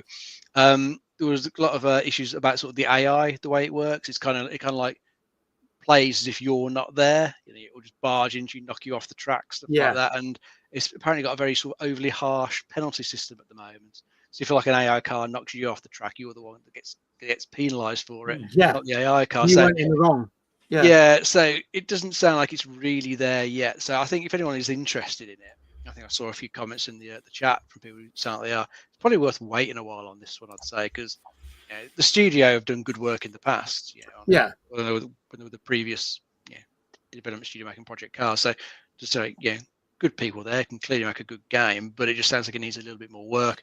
Perhaps would have done better coming out as like an early access title for a bit, because people might be a bit more forgiving of some of these things in early access, which you wouldn't be in like a 1.0 release game, especially when cars are facing the wrong way on the start line. That is just daft. Something major like that slip through. So maybe give it 6 months, keep an eye on the Steam review, see if they start trending upwards. Because as I mentioned, a lot of negative reviews about it. So, unfortunately. Okay. All right. Guys, who would like to take this one first? Or is that neither of you? Well, it's a genre that I have a little bit of a stickler with. Like these kind of sim racing games, you need to have the setup for it. Yeah. I don't see much point sitting in front of a screen with a controller, like a standard controller, playing these kind of games. Like I've experienced Gran Turismo with a VR helmet and like the proper force feedback chair, and it is amazing. Honestly, if I had one and I could afford one, I would have one. It is insane to play. But just having that controller and sitting there doesn't do much for me. But it's if you've got the right equipment for it, it's an amazing thing. Okay. All right. Phil? Yeah, I'm gonna show my age a bit when say I haven't played a racing game since Road Rash. Hey! Cracking in there. But yeah, I mean, from what has been said, like it being like so buggy on launch and stuff, that's a real shame and that sort of stuff. But yeah, I mean, I was never any good at this sort of game anyway. Like, to be honest, like it was never something I could get to grips with and be like do any good at. So it kind of very quickly faded out of my interest, like multiple console generations ago. So okay. So yeah, I mean, I wish I could have more to say about it, but that's all I can say is just no, that's fine. That's fine. Don't worry. Look, hey, that's why we cover all different games on this show, because some are like horses for courses, and some are like, I wouldn't touch that with a 50-foot barge pole. It's all good. It's all good. But yeah, Road Rash was a That was awesome. You still have that road bash. Okay, folks. What do you think this got? Get your scores in the chat. We've already got Danka and Gozzo saying a 6 out of 10 for this one. Retro Jazar saying a 6.5. But I will start with. Let's think. Let's see. Let's go with Will on this one. Okay. Oh, I won't do this to you, Phil. I won't jump on this one because I know you're not so keen. But go on, Will. What do you reckon? Yeah. Well, if it seems to be that it's coming out and it's quite a buggy game, then I can understand it being reviewed quite negatively. So I'm going to go with a 5. Okay, going for a 5 out of 10. Phil, what do you reckon? See, for the same reason, I was going to take a risk and go 4. Okay. Ooh, okay. Same. All right. Okay. Dave? I think I'll try a 6. Okay, going for a 6 out of 10. All right. We've also got Flame with a 6. iQuell with 6.5. Kindred 6. Dave Johnson fucking up the system again there. Thank you, Dave. So get your scores in. This is Project Motor Racing, which came out last Tuesday on PC, PS5, Xbox Series X and S. Dave Johnson is now going for a 6. I'm going to tell you that obviously I've watched some of the same reviews that Dave's seeing. Obviously, I put it. I did find one that's really funny because they were saying about the penalty system being so harsh that, you know, even if you go slightly off track, it penalizes you for a couple of seconds. And if the AI knocks you off the track and it's not your fault, you get penalized. So it's literally like you get penalized for everything. But they did show that you can cheat in the game because you can go drive straight off track, get penalized for 2 seconds, then floor it and cut out half a track to then go from 8th to 1st. So there's areas that you can just basically cheat on. So it's one extreme to the other. And the penalty system seems to only penalize you if it goes in your favor. So if there's something that doesn't go in your favor, it doesn't, which makes no sense. So it's messed up. Here you go. The penalty system is so harsh. Even Max Verstappen would get a penalty. Yes. But then people have said not likely. Not sure about that one. Well, I can tell you that this penalty system is so harsh that on average, this game got a 5.5 out of 10. Ouch. On average. So it's one of them that you can wait and see if they patch it up and fix it. But like we saw last year with certain games like Test Drive Unlimited, by the time they patched it up, no one cared and no one was playing it. Because that, I'll be honest, we covered that and I did a stream of that. I was massively disappointed with that.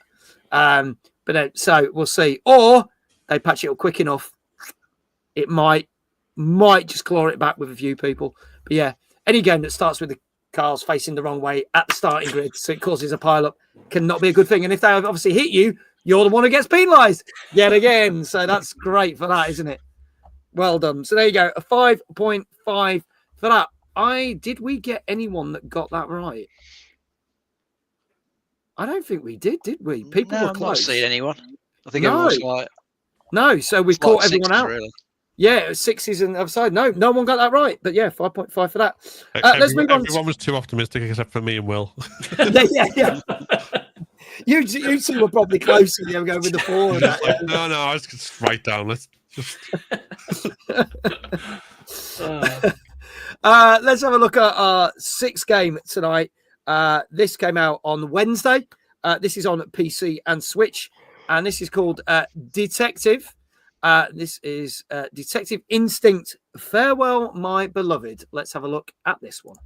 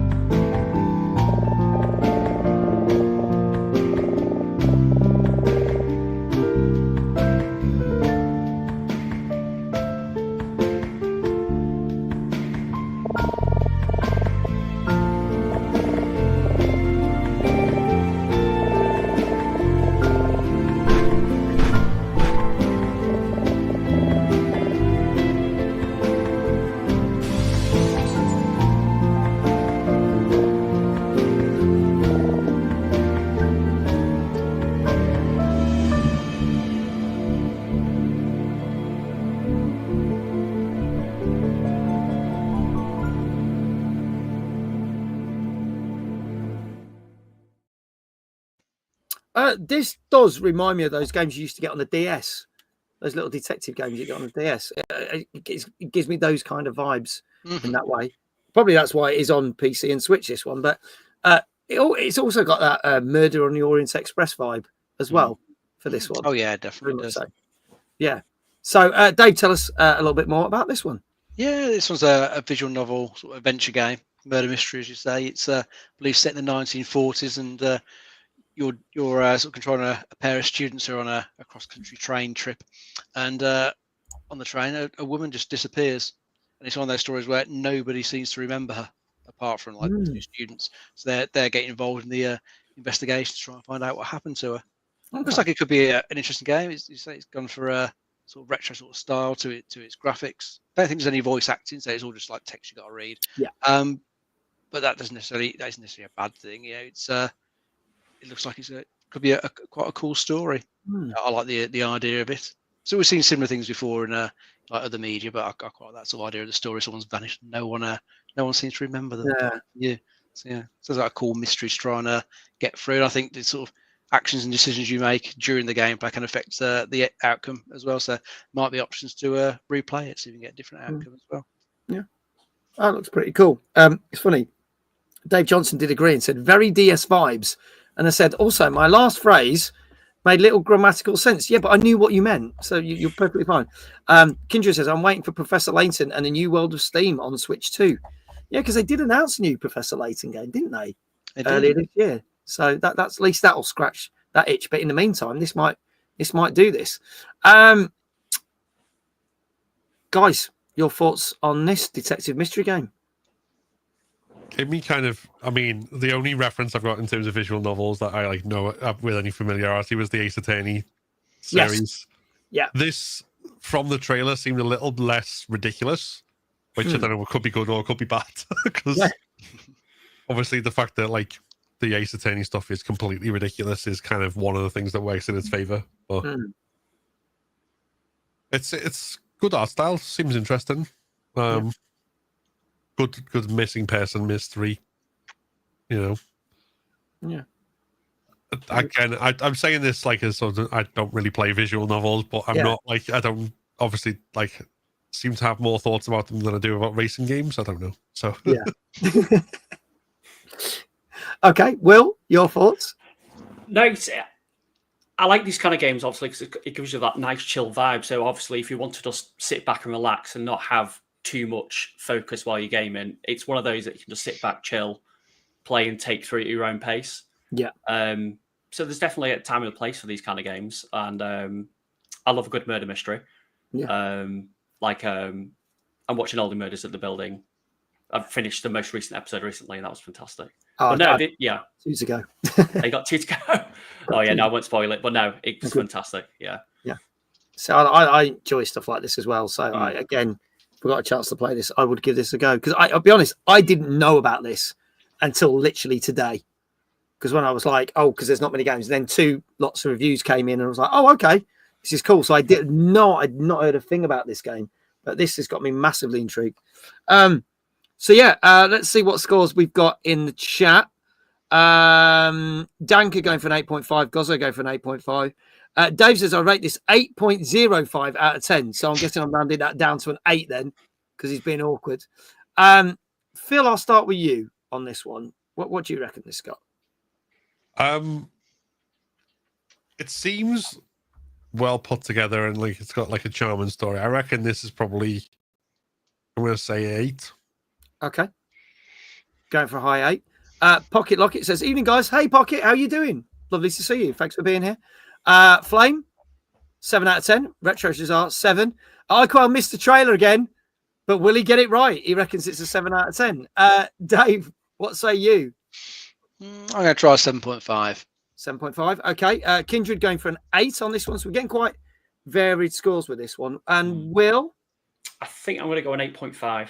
8.5. Okay. All right. All right. Last chance, folks. This is Detective Instinct. Farewell, my beloved. Because apparently no one remembers her. This came out last Wednesday on PC and Nintendo Switch. Go on, Pocket. I'll let you have a guess. Because some people have not seen the trailers and they've guessed it right. So maybe you'll carry that on. I'll let you have a guess. before we move on. I've put too much pressure on her now. She'll probably be like, no. 7.5 out of 10. Thank you, Pocket. That's what we're going for. Okay, folks, I could tell you that this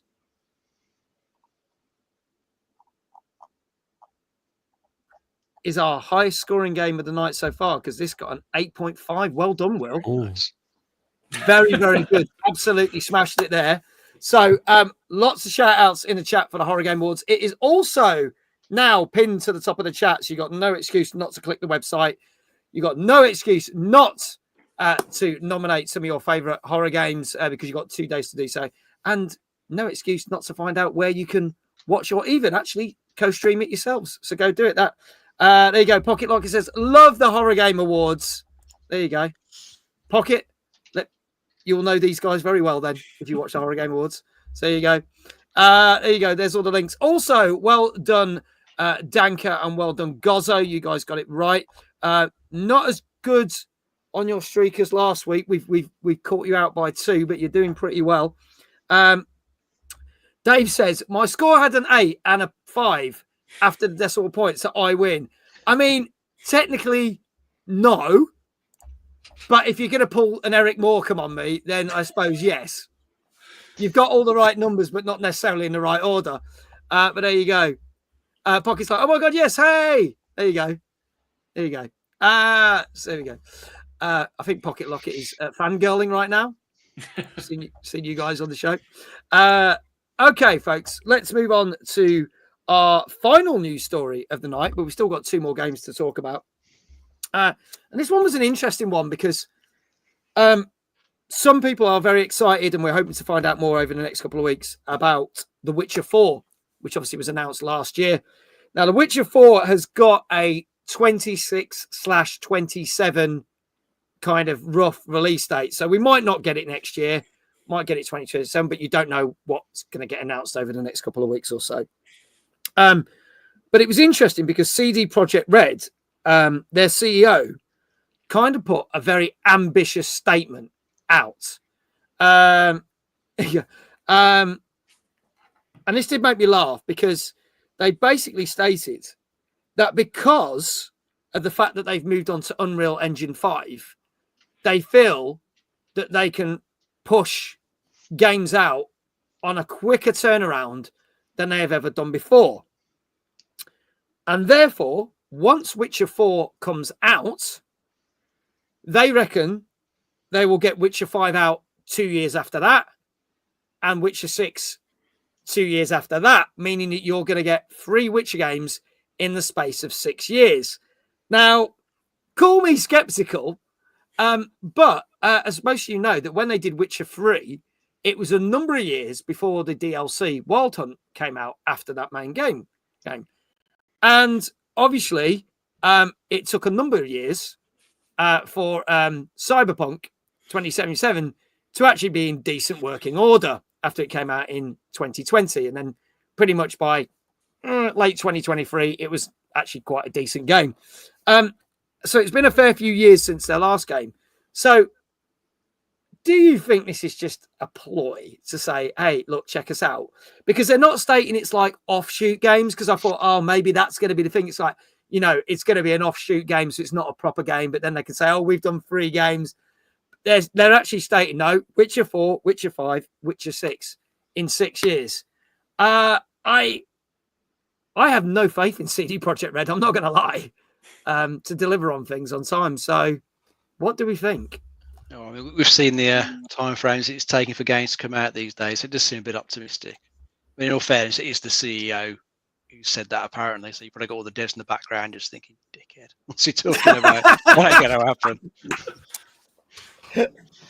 Yeah, I mean, I had a quick look to see how long it was between the last couple of Final Fantasy games. You know, the remake of 7. You know, that's like almost 4 years between the first 2 parts. Right. Yeah. We're waiting for the third. So, I mean, so they might be able to get it sort of close-ish, but it does seem a bit optimistic. 3 years. They're going to be big games. They're going to be pretty impressive graphic-wise. They're going to have a lot of stuff in them. And whilst they're using Unreal Engine 5 now, and that's a fairly well-known engine, you know, people still have to get to grips with it, to a greater degree to really get things going. So unless they've really got things properly set out, they've probably got everything set out for the most part, for the entire trilogy.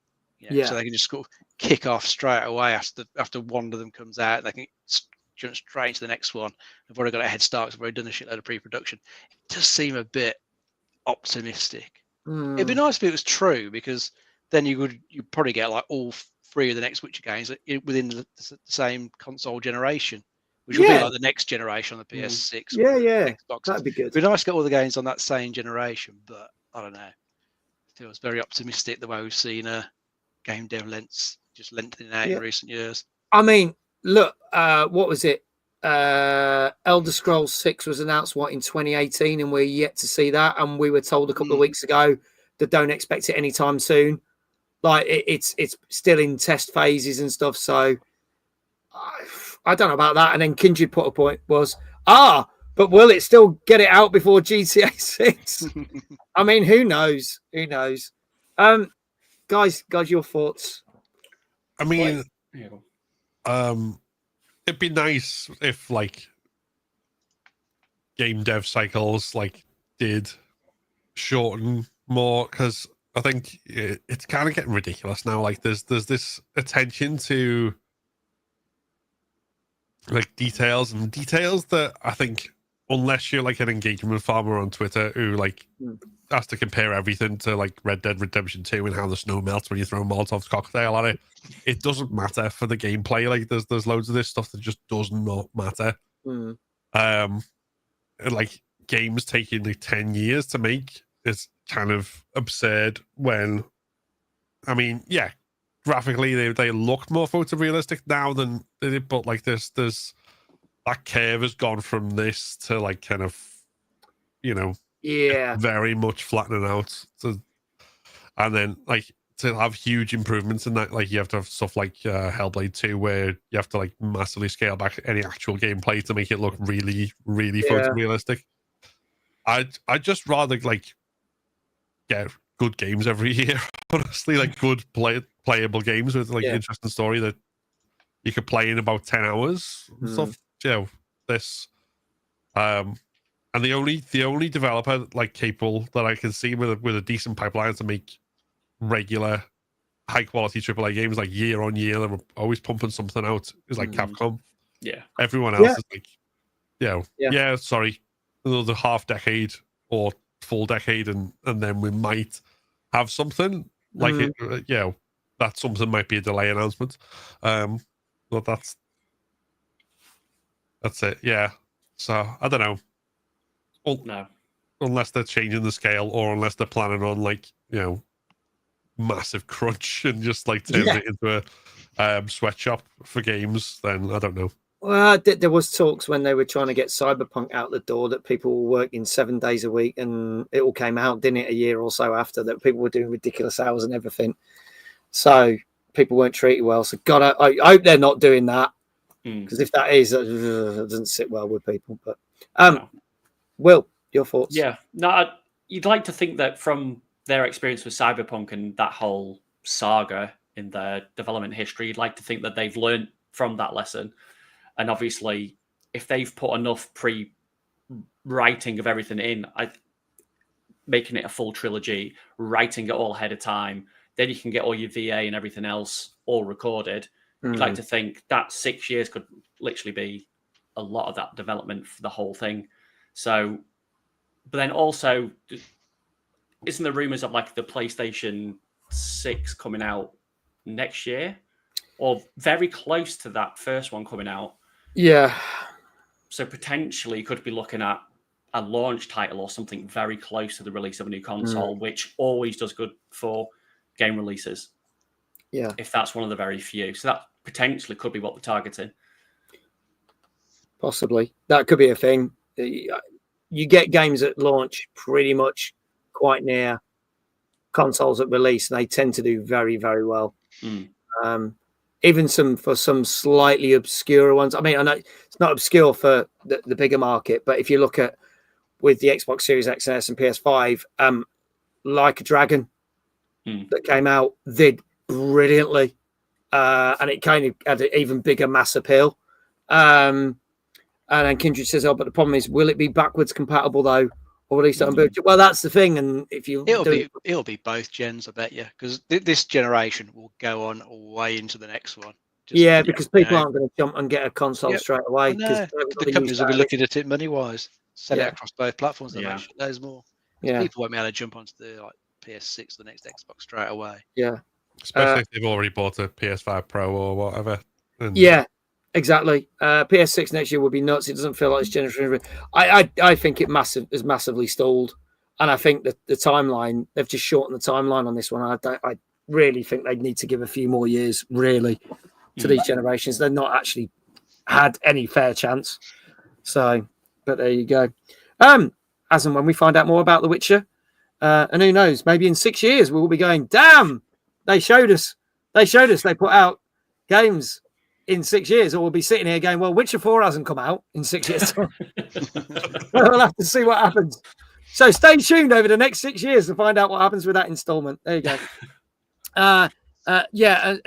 People are unlikely to get a PS6 if it falls around the £700-800 mark. Yeah, people ain't going to spend that. It's crazy, but there you go.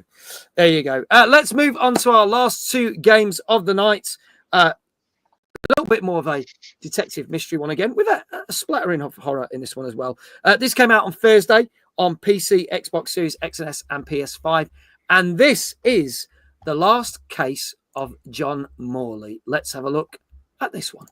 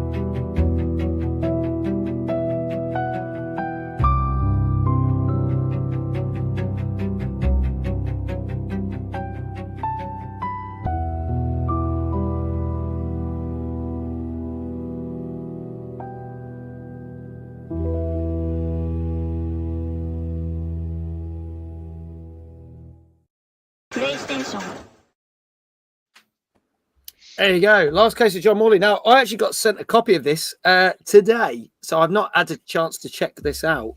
But I will try and have a look. Pocket Locket said, this is the sort of thing I love. This does look really cool. Dave, tell us a little bit more about this one, please.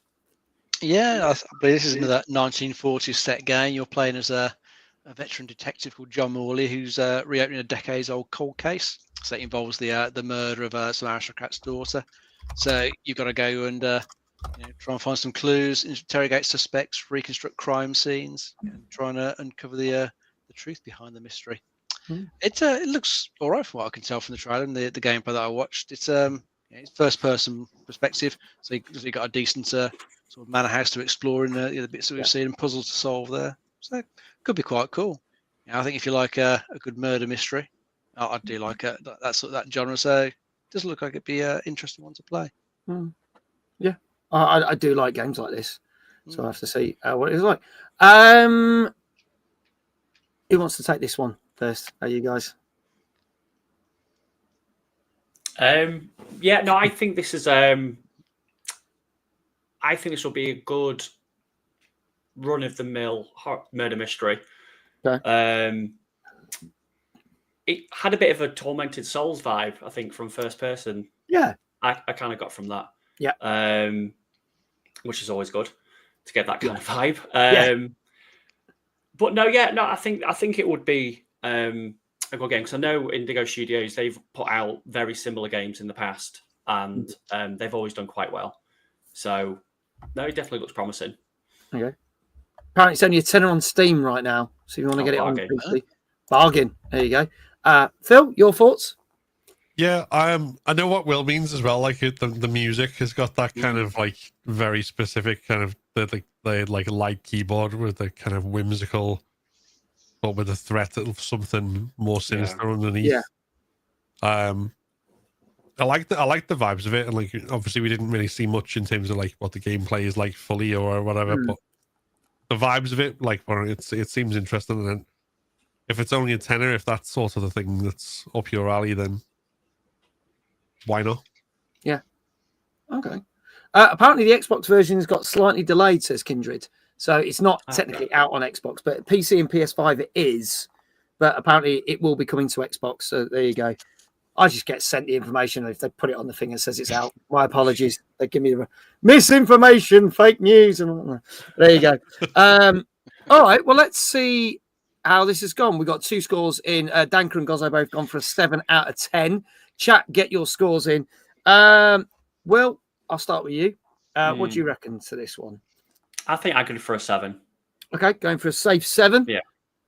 Phil? I think we're going to say a safe 7. Safe 7. Okay, all right. Flame also saying a safe 7. Dave Johnson saying 7.7. Then 7. Right, okay, he's going for a safe 7. Dave, what say you? He's just chaos in the chat tonight. He is. There you go. I was thinking the safe 7 as well. So safe 7 as well. Okay. All right, a couple of people thinking a little bit higher. Retro Shazar saying a 7.5. Pocket Locket said a 7.5.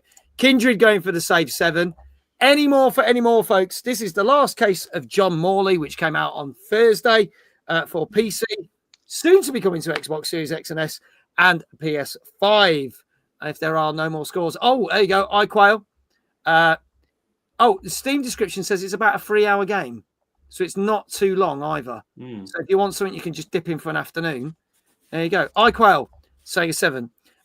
Dave and I are similar-minded. Worry Mag. That's mine. Yeah, to it. If there are no more scores in the chat, I can tell you that no one got this right because it's not as good as the safe 7. It's slightly lower because this got a 6.5 on average. Oh, so it's still good, but not that good. But if you can get it for a tenner on Steam, as they said right now, you could spend a Sunday afternoon playing it or something. You know, that's a perfect. You don't mind that for a tenner. You would probably have a good amount of fun playing that mystery. So give it a shout. I always say give it a shout. Just because it's got that as an average score doesn't mean it's as good or worse as that. Go try it out. See what you think. Maybe if I can cram it into January, because I've been sent a copy, I will give it a try myself. Maybe in January, we'll see. Depends how many other things I get thrown at me. But yeah, but we shall see. It's crazy that I'm trying to plan out games for January. So there you go. It never stops. Our final game, other than that, is a game that I was playing on stream last night, and it came out yesterday. This is out on Switch, Switch 2, PS4, PS5, Xbox Series X, S1, PC, and is available on Game Pass, and is our second of our side-scrolling beat-em-up games, and this is Marvel Cosmic Invasion. Let's have a look at the trailer for this.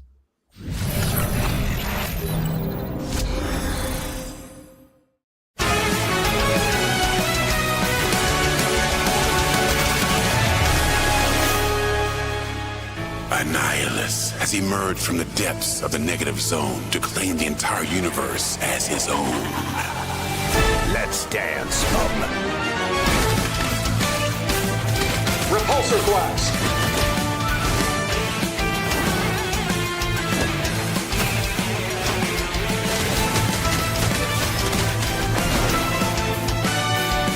Good old team. Go forth, spirit of vengeance. I'm fired up.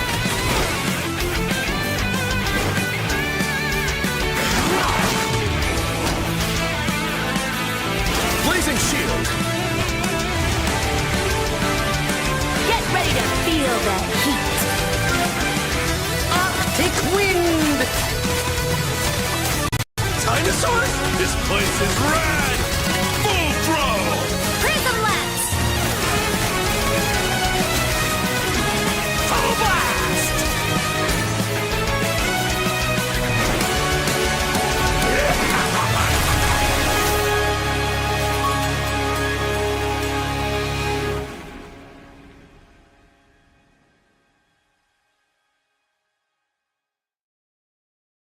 There you go. So I played this last night. I had a lot of fun with this. I'm not going to lie. It was really good fun. So if you want to catch up with the stream, it's there on Twitch on the VODs. But Dave, tell us more about this beat 'em up. Yeah, so it's a retro style beat 'em up set in the Marvel universe. I believe Annihilus and has come to try and take things over. So you've got to pick your favorite Marvel hero from 15. Looks like there's a good sort of spread of heroes as well. There is, Not just like the classics. There's a few other good ones in there as well. And I think you get to like pick a team, don't you? So you get to pick a couple of the characters and then switch between them, during the fight. So they get to sort of team up. And I think there's some sort of combos that you can do with them. So depending on who you pair, there's different sort of combos that you can do. But it looks like a pretty decent sized scrolling beat 'em up to me. It's from I think the Devis Tribute Games. He did the Ninja Turtles Shredder's Revenge, which was a very good game. Yeah. Really enjoyed that one. I don't think this one quite hits the highs of that one from what I've been reading, but it's pretty close. So it still sounds like it's a good game. And as it was mentioned, it's on Game Pass, so you can just jump straight into it there and have a go. But I think if you're playing on a different platform, it looks like it'd be worth getting if you like this genre. And the fact you can get your mates and as well up to 4 players, it's like it'd be a pretty good chaotic fun. So I'll look at this one. Yeah, we did have a little bit of it. I played a fair chunk of it by myself, and then Iquel jumped in and we played some stuff together. And it does make it a lot more difficult. They chuck a load more enemies at you. But what's funny is Kindred said, as long as Iquel doesn't leave Mag all alone to the boss fight and join someone else's game. True story. He somehow got warped into someone else's game. So I, I thought he died, but he just joined someone else's game. I was like, oh, right. But there you go. Fair enough. But there you go. But yeah, I thoroughly enjoyed this. And yeah, as Dave says, there is a good roster of well-known characters and also ones that you're not familiar with. And there were some that I was not familiar with at all, and some to unlock. Again, like the Terrifier thing, there is a boss rush mode. There are an arcade mode. There's 15 levels in total in the story mode, but I couldn't tell what was different with the arcade mode. But when reading up on it, there's actually only 12 levels, and it cuts a lot of the fat out of it in that respect. But I found this a lot more challenging than the Terrifier game. We didn't finish it on stream. And there was one boss that was tricky. And I think finding out which characters are good with what levels is how you get through it, because you could try and just go for it with the same character. And I started to find that doesn't work.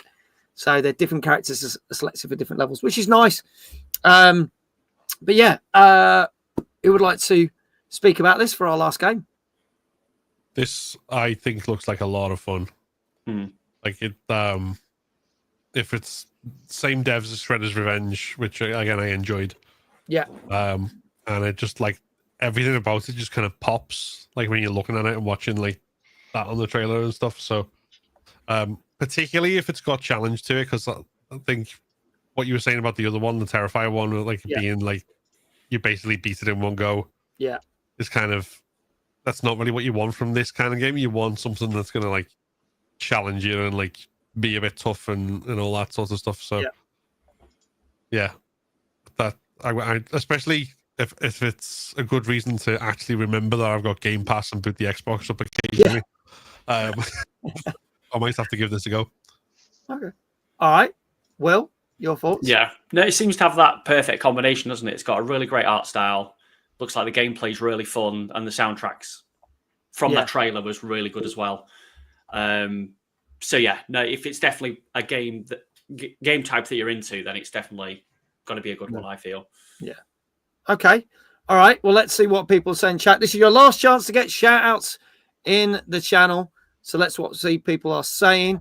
Dank says, if this ain't an 8, I will yell at the screen in disgust. Iquel says, I think it should be a 9.5, but I guess it actually got an 8.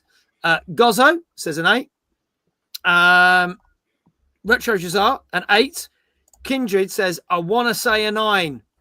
So you're saying a 9 or not saying? He says, I want to say a 9. I'll start with Phil for this last one. What do you reckon this got? Well, I'm going to be optimistic on this one and say 9. Okay, going for a 9 out of 10. All right. Dave, what say you? I'm going to go for an 8.5. 8.5. Okay. Will? Yeah, I was going to go 8.5 as well. I think it'll be a tie with the other game we had. Okay. All right. 8.5. Dave says 64 because 8 times 8 is 64. 8.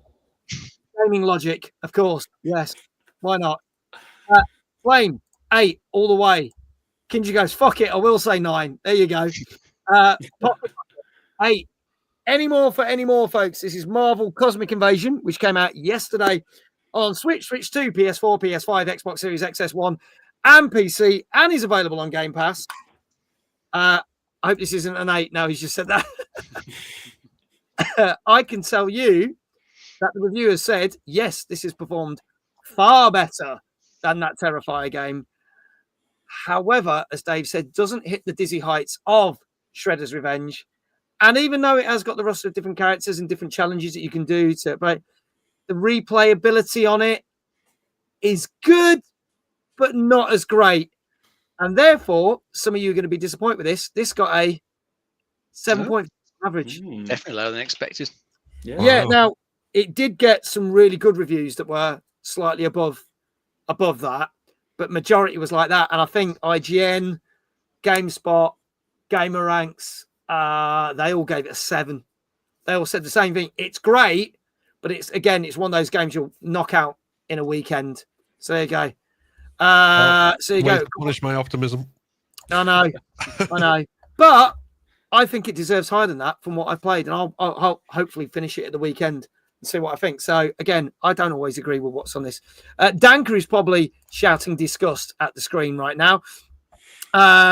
Kindred says, "Oh wow, didn't think it'd be that low." And Dave Johnson is saying, "Thank fuck," because he doesn't have to do all the shout outs now. So there you go. Always the silver lining, eh? Yeah. Icon says, "I think this game will be a little bit understood." Yeah, and I also think the problem you got a studio that made an amazing Turtle sequel. So now that is the benchmark. So if it's things that are slightly different, there you go. Icon says, "I think the mechanics are quite deep." Yeah, because finding out which character works for what and which block and which dodge and which works with what boss is better I like that. That made me think about who I was going to use. But not everyone clearly got it. Some of us just thought it was a thing. But it's far better than the Terrifier one. There you go. But sorry to the people who sent me Terrifier. I enjoyed it for the afternoon, but it's not as good as that. There you go. So there you go, folks. No shout outs on that one, unfortunately. But there you go. And that, we're a little bit late, but there we go. That is our end of our show. So thank you so much. Can we get a shout out for the Horror Game Awards in the chat? Now, go click that link. It's pinned to the top of the Twitch chat. And as you said, you've got 2 days to get your final nominations in for the games. And also, if you want to consider co-streaming it, you can also still apply. You've got until Thursday for that as well. If you want all the information on the event, where to watch it live, it is on there. Guys, want to say anything else about the event before we wrap up? It's going to be great. It is.